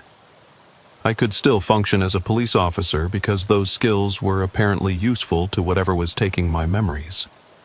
But the experiences that made me who I was, my first day on the job, my wedding day, the birth of my children, were being systematically harvested. I started carrying a digital recorder, documenting everything I could remember about my life and my investigation into the Taconic accidents. But even that had limited effectiveness. I would record detailed accounts of my childhood memories, only to play back the recordings the next day and hear myself describing experiences that meant nothing to me. The worst part was realizing that I was forgetting people I loved. My wife became a stranger whose name I recognized but whose face held no emotional resonance. My children became polite acquaintances who shared my last name but triggered no parental instincts. My parents became elderly people in photographs who looked vaguely familiar but evoked no memories of shared experiences. I was becoming like Margaret Foster, a functional human being with no past, no emotional connections, no sense of identity beyond the basic requirements of survival. And I understood that this was just the first stage of whatever was happening to me. 1 month after the accident, I decided to return to mile marker 47 despite my reassignment to a different sector. I had to understand what was taking my memories, had to find some way to fight back before I lost everything that made me human. I chose a foggy night in October, reasoning that whatever was responsible for the memory theft seemed to be most active during periods of reduced visibility. I parked my patrol car about a quarter mile from the accident site and approached on foot, carrying a flashlight and a digital camera to document anything I might encounter. The fog was thicker than it had been during the Margaret Foster incident, rolling across the parkway in dense waves that reduced visibility to maybe 5 feet. But this time, I was ready for the shapes that moved within it. This time, I was hunting them as much as they were hunting me. I didn't have to wait long. As I approached the area where Margaret's Honda had left the roadway, I began to see them clearly for the first time. They were tall and impossibly thin, like human figures that had been stretched to twice their normal height. They moved without sound, gliding through the fog with a fluid motion that suggested they weren't quite subject to normal physical laws. But it was their faces that made me understand the true horror of what I was dealing with. They had no features of their own, just smooth, blank expanses where eyes and mouths should have been. But as I watched, those blank faces began to change, taking on the appearance of people I'd forgotten. I saw my wife's face on one of them, my mother's on another, my children's on a third. They were wearing the stolen memories like masks, displaying the people I'd lost to show me what they'd taken. And I realized that this was their true purpose, not just to harvest individual memories, but to consume entire human experiences, to feed on the connections that bind us to our past and to each other. The memory thieves began to converge on my position, moving through the fog with increasing speed. I tried to run, but found that my legs wouldn't obey my commands. The fog itself seemed to be holding me in place, thickening around my body like liquid concrete. I could feel them approaching, could sense their hunger for the few memories I had left. But just as they reached me, just as I felt their cold touch beginning to probe the edges of my consciousness, something unexpected happened. My digital recorder, which I'd been carrying in my pocket, began to play back one of my earlier recordings. My own voice, describing the details of the Margaret Foster accident, filled the air around me. The memory thieves recoiled as if they'd been struck by a physical blow. The faces they'd been wearing, the stolen features of my family, began to flicker and distort. For a moment I could see them as they really were, ancient, hungry things that existed in the spaces between memory and forgetting, feeding on human experience and leaving emptiness behind. But they weren't used to their victims fighting back with recorded evidence of their crimes. They weren't prepared for someone who had documented their theft in real time, who had created external storage for memories they couldn't steal. My recordings were like weapons against them, proof of their existence that they couldn't erase. I managed to break free from the fog's grip and run back to my patrol car, the recorder still playing my documented memories. Behind me, I could hear the memory thieves retreating deeper into the mist, their forms dissolving like smoke in the wind. But I knew they would be back. I had hurt them, but I hadn't destroyed them. That was 2 months ago. Since then, I've been fighting a guerrilla war against creatures that most people can't even remember encountering. I've documented every attack, every attempted theft, every moment of stolen time, I've created multiple copies of my recordings and hidden them in locations around the state, ensuring that even if they take me, the evidence of their existence will survive. But they're getting stronger, more aggressive. They've learned to avoid my recordings, to attack when I'm sleeping or distracted. They've started targeting other people who've had contact with me, stealing their memories of our conversations to isolate me further. Detective Harrison disappeared 3 weeks ago. Her partner told me she'd requested a transfer to a different unit, but when I checked the records, there was no paperwork documenting the transfer. It was as if she'd simply ceased to exist, taking with her all memory of the investigation we'd been conducting together. The other officers who had responded to calls along that stretch of the Taconic are reporting similar memory problems. They remember doing their jobs, but they can't recall the specific incidents that had brought them to mile marker 47. They remember writing reports, but the reports themselves have vanished from the department files. I'm the last one who remembers, the last person who knows what's hiding in the fog along the Taconic State Parkway, stealing memories and consuming human experiences. And tonight, I can feel them closing in for the final harvest. They're not just after my memories anymore. They want my recordings, my documentation, my external proof of their existence. They want to erase not just what I remember, but what I've preserved for others to find. They want to eliminate the last evidence that they exist at all. But I won't let them succeed. I'm uploading this account to multiple online platforms, emailing copies to journalists and researchers, leaving physical copies in safe deposit boxes and with trusted friends. Even if they take my memories, even if they make me forget who I am and what I've experienced, the truth will survive. The fog is rolling in now, thicker than I've ever seen it. I can see the memory thieves approaching through the mist, tall and thin and hungry for what's left of my past. They're wearing new faces now, not just my family members, but Margaret Foster and Detective Harrison and all the others they've taken over the years. They're trying to communicate with me, using the stolen voices of people I've lost. Margaret Foster's voice is calling my name, asking me to come home. Detective Harrison is telling me she's found the answers we were looking for, urging me to follow her into the fog. My wife is crying, begging me to remember her, to come back to the family I've forgotten. But I know they're lies. I know these creatures have no interest in reunion or reconciliation. They only want to complete their collection, to take the last of my memories and add them to their hoard of stolen experiences. They're at my car now, their blank faces pressed against the windows, their stolen features flickering like bad television reception. I can feel them probing at the edges of my consciousness, trying to find a way past my defenses. But as long as I keep playing my recordings, as long as I maintain my external memory storage, they can't fully penetrate my mind. I understand now why they chose the Taconic State Parkway for their hunting ground. It's isolated enough that people disappear without too much investigation, but traveled enough to provide a steady supply of victims.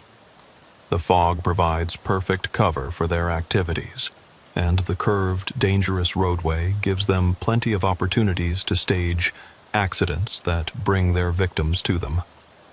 But more than that, the parkway runs through some of the oldest settled areas of New York State, places where the boundary between memory and history becomes blurred. These creatures may have been feeding here for centuries, taking the memories of travelers and settlers, erasing evidence of their own existence from the collective consciousness of humanity. How many people have driven this road and never arrived at their destination?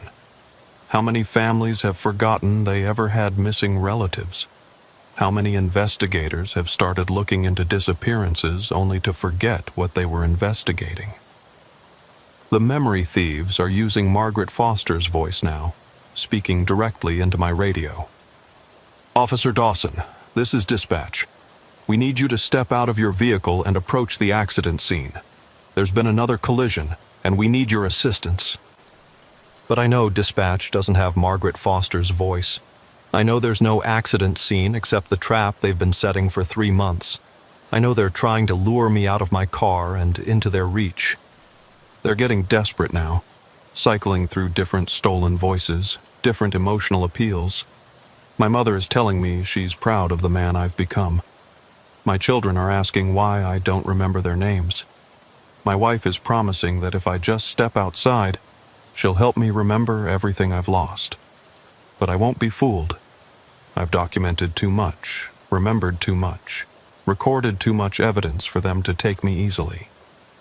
They need me to come to them willingly, to surrender my defenses and let them complete their harvest. The fog is so thick now that I can't see beyond my headlights.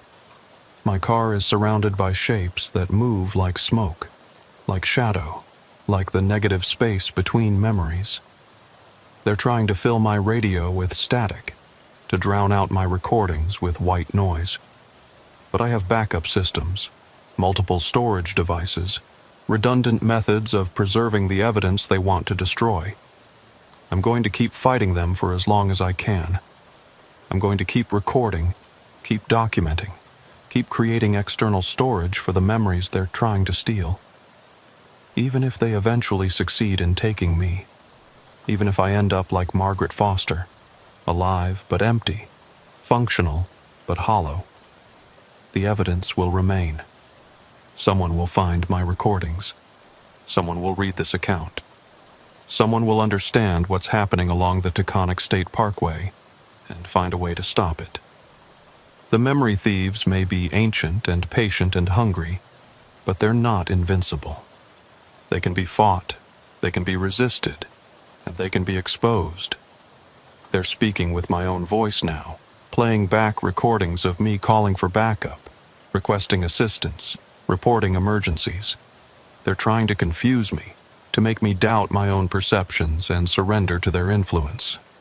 But I know the difference between my own memories and their stolen imitations. The temperature in my car is dropping rapidly, and ice is forming on the inside of my windows despite the fact that it's a warm October night. They're bringing their own climate with them, their own physics, their own rules that supersede the natural world.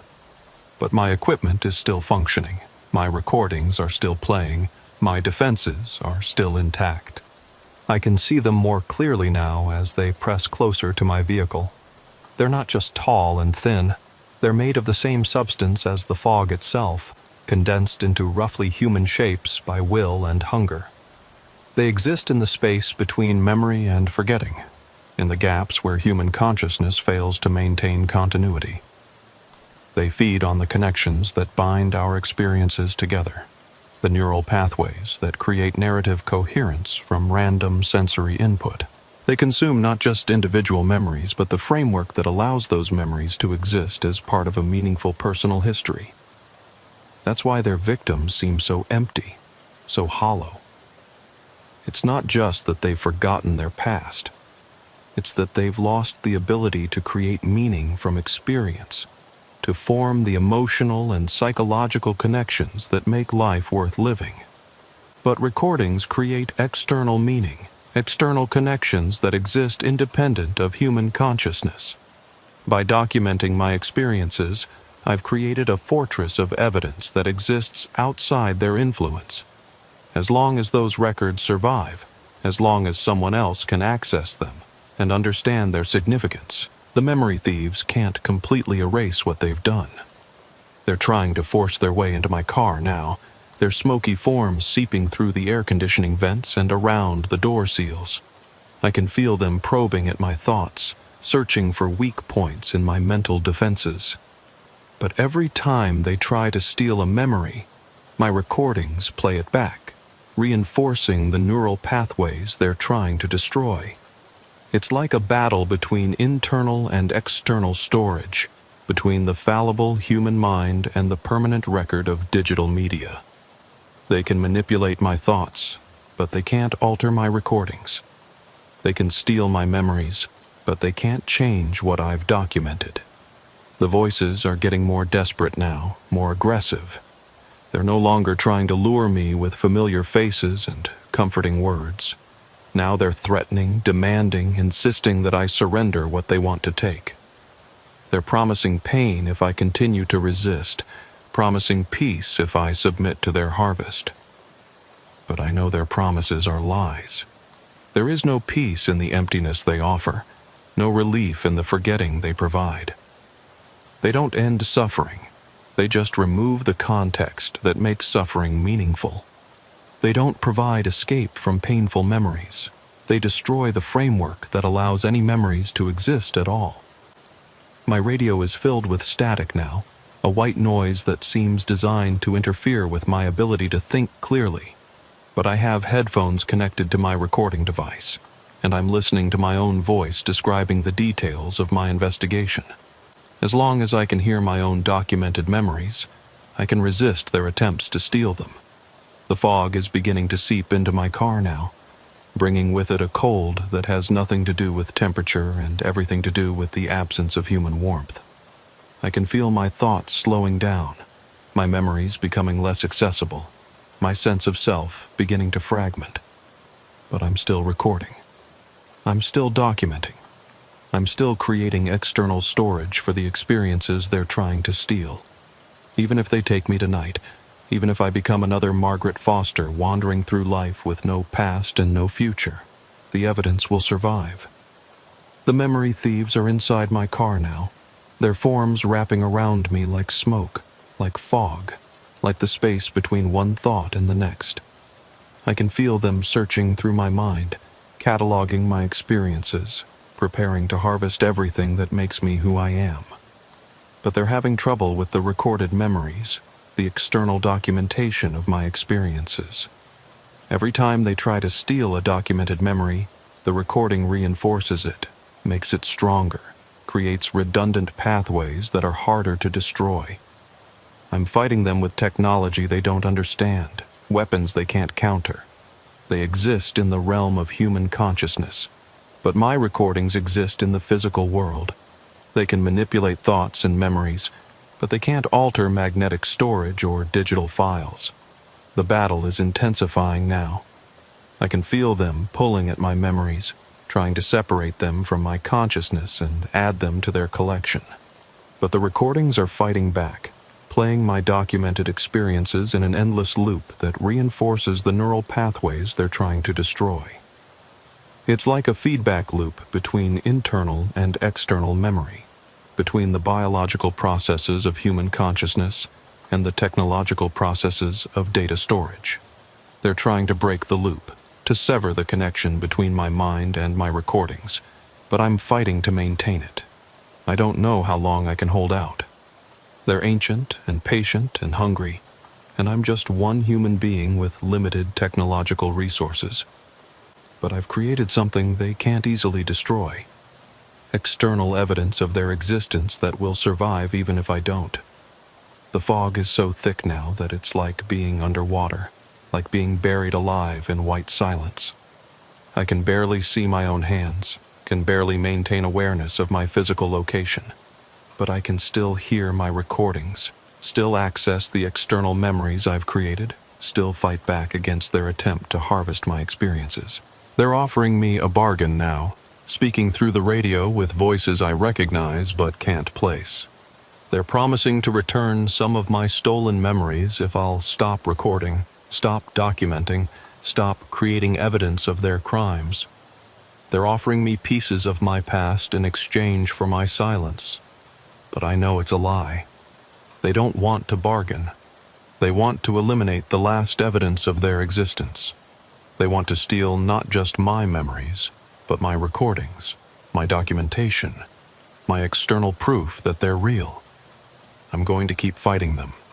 I'm going to keep recording until my equipment fails, keep documenting until my consciousness fades, keep creating external storage for the memories they're trying to steal. Even if they win tonight, even if they take everything I am and everything I remember, they won't be able to erase what I've preserved. The fog is inside my head now, clouding my thoughts, making it hard to maintain coherent awareness. I can feel my memories fading, my sense of self dissolving, my connection to my own past becoming tenuous and uncertain. but the recordings are still playing. The documentation is still intact. The evidence is still preserved in external storage that exists independent of my failing consciousness. Someone will find it. Someone will understand. Someone will continue the fight against the memory thieves who hunt along the Taconic State Parkway, stealing experiences and leaving emptiness behind. My name is Richard Dawson. I am a New York State Highway Patrol Officer. I have 15 years of service protecting the people of this state, and I will not let these creatures erase what I've discovered about their crimes. The memory thieves are taking me now, harvesting the last of my experiences, adding my memories to their collection of stolen lives. But they can't take what I've preserved externally. They can't steal what I've documented and recorded and saved in multiple locations. The evidence will survive, the truth will be preserved, and someday someone will find a way to stop them. Unit 47, signing off. But the recordings continue. The documentation survives. The evidence remains. And in the fog along the Taconic State Parkway, something ancient and hungry continues to feed on human memory, unaware that its crimes have finally been documented by someone who refused to forget. The war against forgetting continues. The battle for memory endures. And the truth, preserved in external storage, waits to be discovered by those who will carry on the fight. Remember to remember. Document to preserve. Record to resist. The memory thieves may steal our past, but they cannot destroy our determination to save the future. Unit 47 out. But even as I finish typing these words, I can feel them retreating slightly, the fog beginning to thin around my patrol car. They've taken what they came for tonight. Not all of my memories, but enough to weaken me further. I can feel gaps in my consciousness now, empty spaces where important experiences used to live. I no longer remember my first day as a police officer. The pride I felt when I graduated from the academy, the nervousness of my first traffic stop, the satisfaction of helping my first accident victim.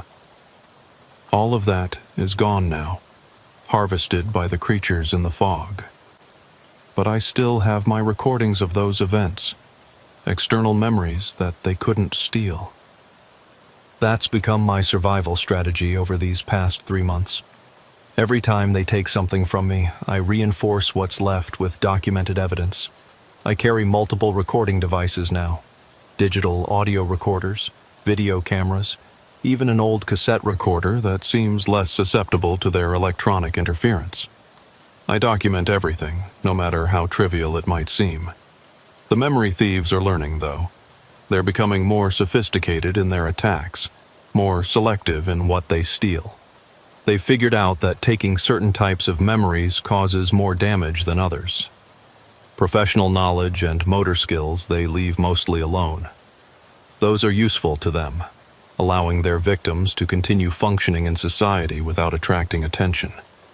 But personal relationships, emotional attachments, formative experiences, those they harvest completely. I've started to understand the pattern of their feeding. They don't just want random memories. They want the experiences that connect us to our humanity. They feed on love, on joy, on the bonds that make life meaningful.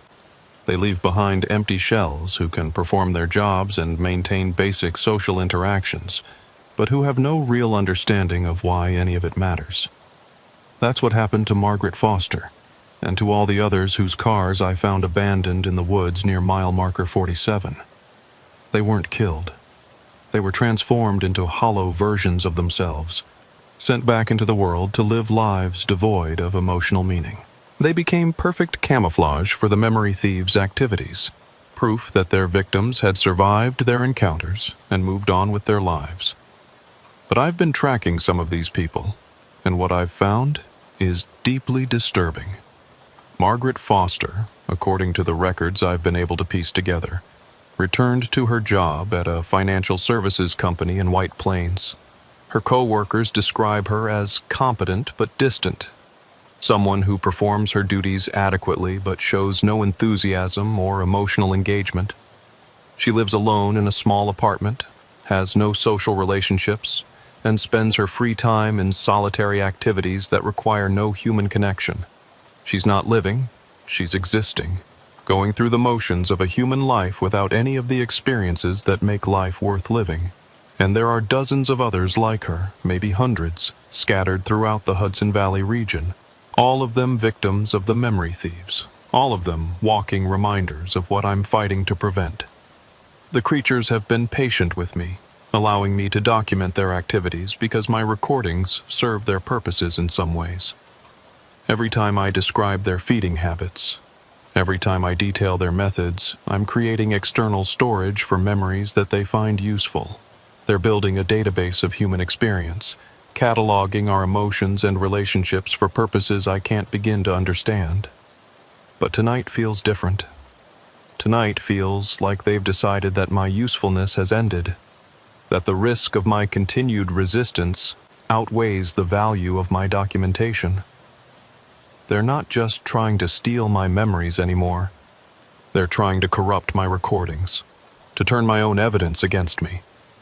I can hear voices coming through my radio equipment now, familiar voices speaking in languages I don't recognize.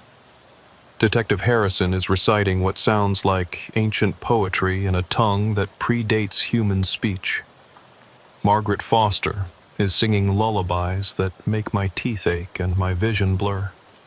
My wife, or the thing wearing her stolen face, is telling me stories about our courtship that never happened.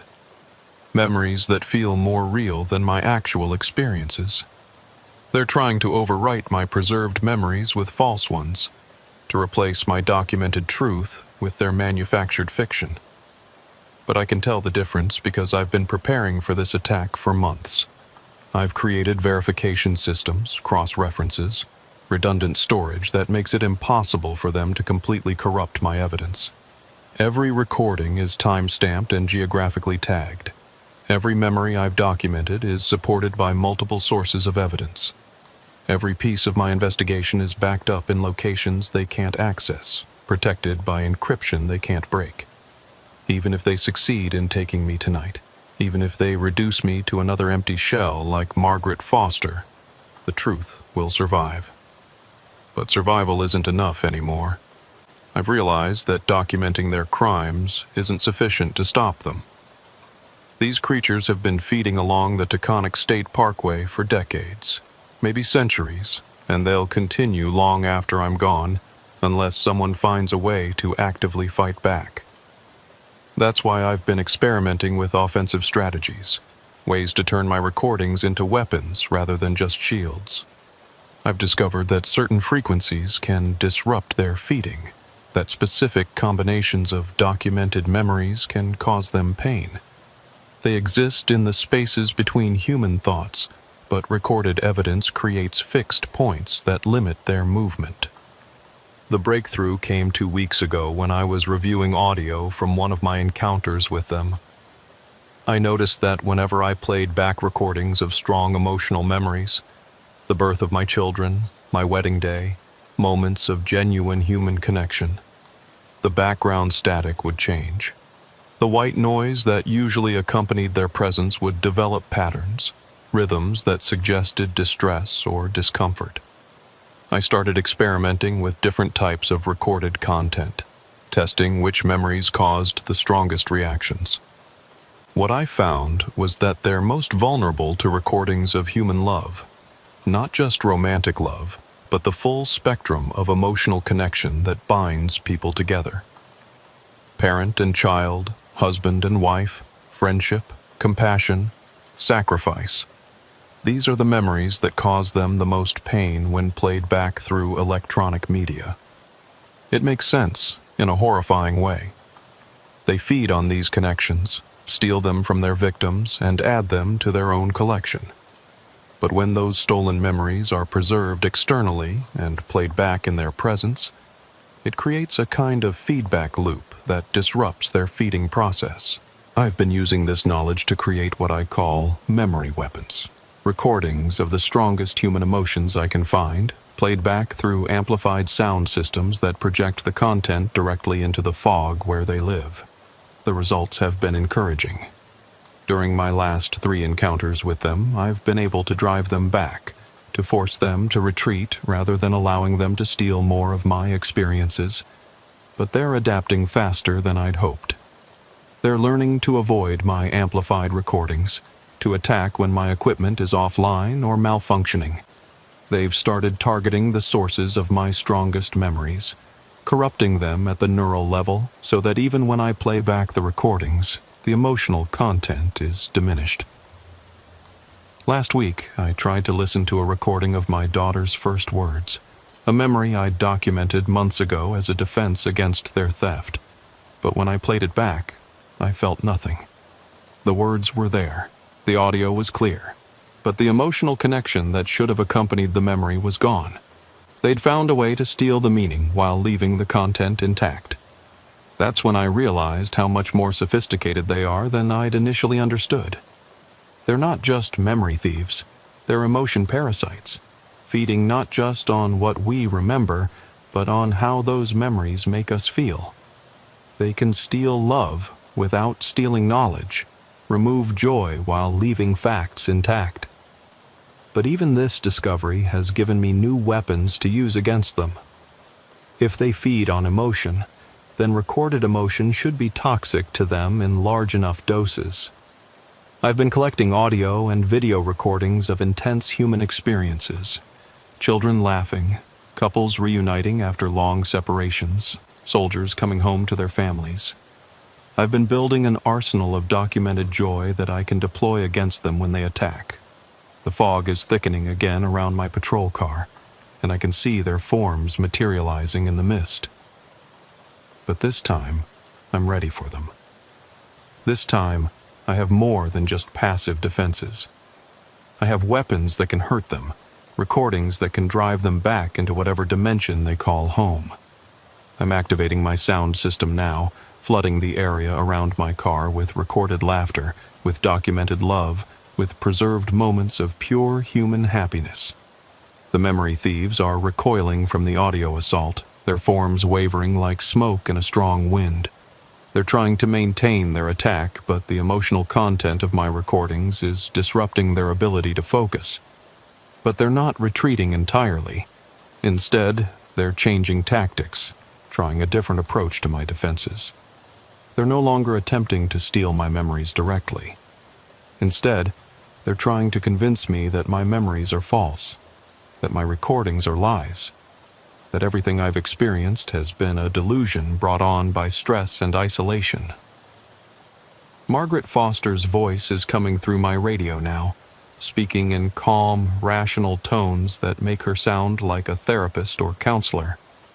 She's explaining that memory thieves don't exist, that what I've been experiencing is a psychological break brought on by the trauma of police work. She's offering to help me get treatment, to find professional assistance that will restore my connection to reality. Detective Harrison is supporting her arguments, providing clinical details about stress-related hallucinations and the ways that isolation can distort perception. She's describing my behavior over the past 3 months in terms that make me sound paranoid and delusional, someone who's lost touch with objective reality. Even my own recorded voice is being used against me now, playing back statements I made during moments of doubt and confusion. They're editing my own words to make it sound like I don't believe my own evidence, like I've been documenting fantasies rather than facts. It's a sophisticated psychological attack, designed to make me question everything I've experienced and documented. They're trying to convince me that the memory thieves are products of my imagination, that the missing people are just routine disappearances, that the fog and the voices are hallucinations brought on by stress and fatigue. But I know the truth because I have external verification of my experiences. I have photographs of the abandoned vehicles, audio recordings of voices that shouldn't exist, video footage of shapes moving in the fog that don't correspond to any known natural phenomena. I have documentation that exists independent of my memory, evidence that can't be explained away as psychological symptoms. More importantly, I have the testimony of other officers who've experienced similar encounters. Before Detective Harrison disappeared, she shared her own recordings with me, her own documentation of impossible events along the Taconic State Parkway. Her evidence corroborates mine, provides independent verification that what I've been experiencing is real. The memory thieves are becoming more desperate now, cycling through different voices and arguments in their attempt to make me doubt my own perceptions. They're offering me medical treatment, promising that if I'll just admit that my experiences have been hallucinations, they'll help me recover my stolen memories and reconnect with my family. But I know they can't return what they've taken. They don't store stolen memories. They consume them, digest them, incorporate them into their own alien consciousness. The people I've forgotten, the experiences I've lost, the connections that once gave my life meaning, all of that is gone forever, fed to creatures that exist in the spaces between human thoughts. That's why my external documentation is so important. It's not just evidence of their crimes. It's the only way to preserve human experience in a form they can't consume. Every recording I make, every memory I document, every emotion I capture on audio or video becomes a small victory against the forces that want to reduce us all to empty shells. The fog is beginning to thin now, the memory thieves retreating as my recorded defenses prove too strong for them to overcome. But I know they'll be back. They're patient creatures, willing to wait for the right moment to complete their harvest. And every day I delay them is another day that other people remain vulnerable to their attacks. That's why I'm not just documenting my experiences anymore. I'm sharing them. I'm uploading my recordings to public platforms, distributing copies to journalists and researchers, leaving evidence in locations where it will be found by people who can continue the work I've started. Because this isn't just about me anymore. It's about everyone who's ever driven the Taconic State Parkway, everyone who's ever encountered unexplained fog and mysterious voices calling for help. It's about protecting human memory and experience from creatures that want to harvest our consciousness and leave empty shells behind. The war for memory continues, but now it's a war that others can join. The documentation I've created provides a roadmap for resistance, a guide for fighting back against creatures that most people don't even know exist. And every person who reads my account, every individual who understands the threat and takes precautions against it, represents another small victory in the battle to preserve human consciousness. My name is Richard Dawson. I am a New York State Highway Patrol officer. I have 15 years of service protecting the people of this state. And even if the memory thieves succeed in taking what's left of my personal history, the evidence I've preserved will continue to protect others long after I'm gone. The fog may hide them, but truth illuminates everything. And truth, properly documented and widely shared, is the one weapon they cannot steal, cannot corrupt, and cannot overcome. Unit 47, continuing the fight. The memory war is far from over, but now humanity has the tools to fight back. Remember to record. Document to resist. Preserve to protect. The battle for human consciousness continues, and the evidence ensures that we will never forget how to win.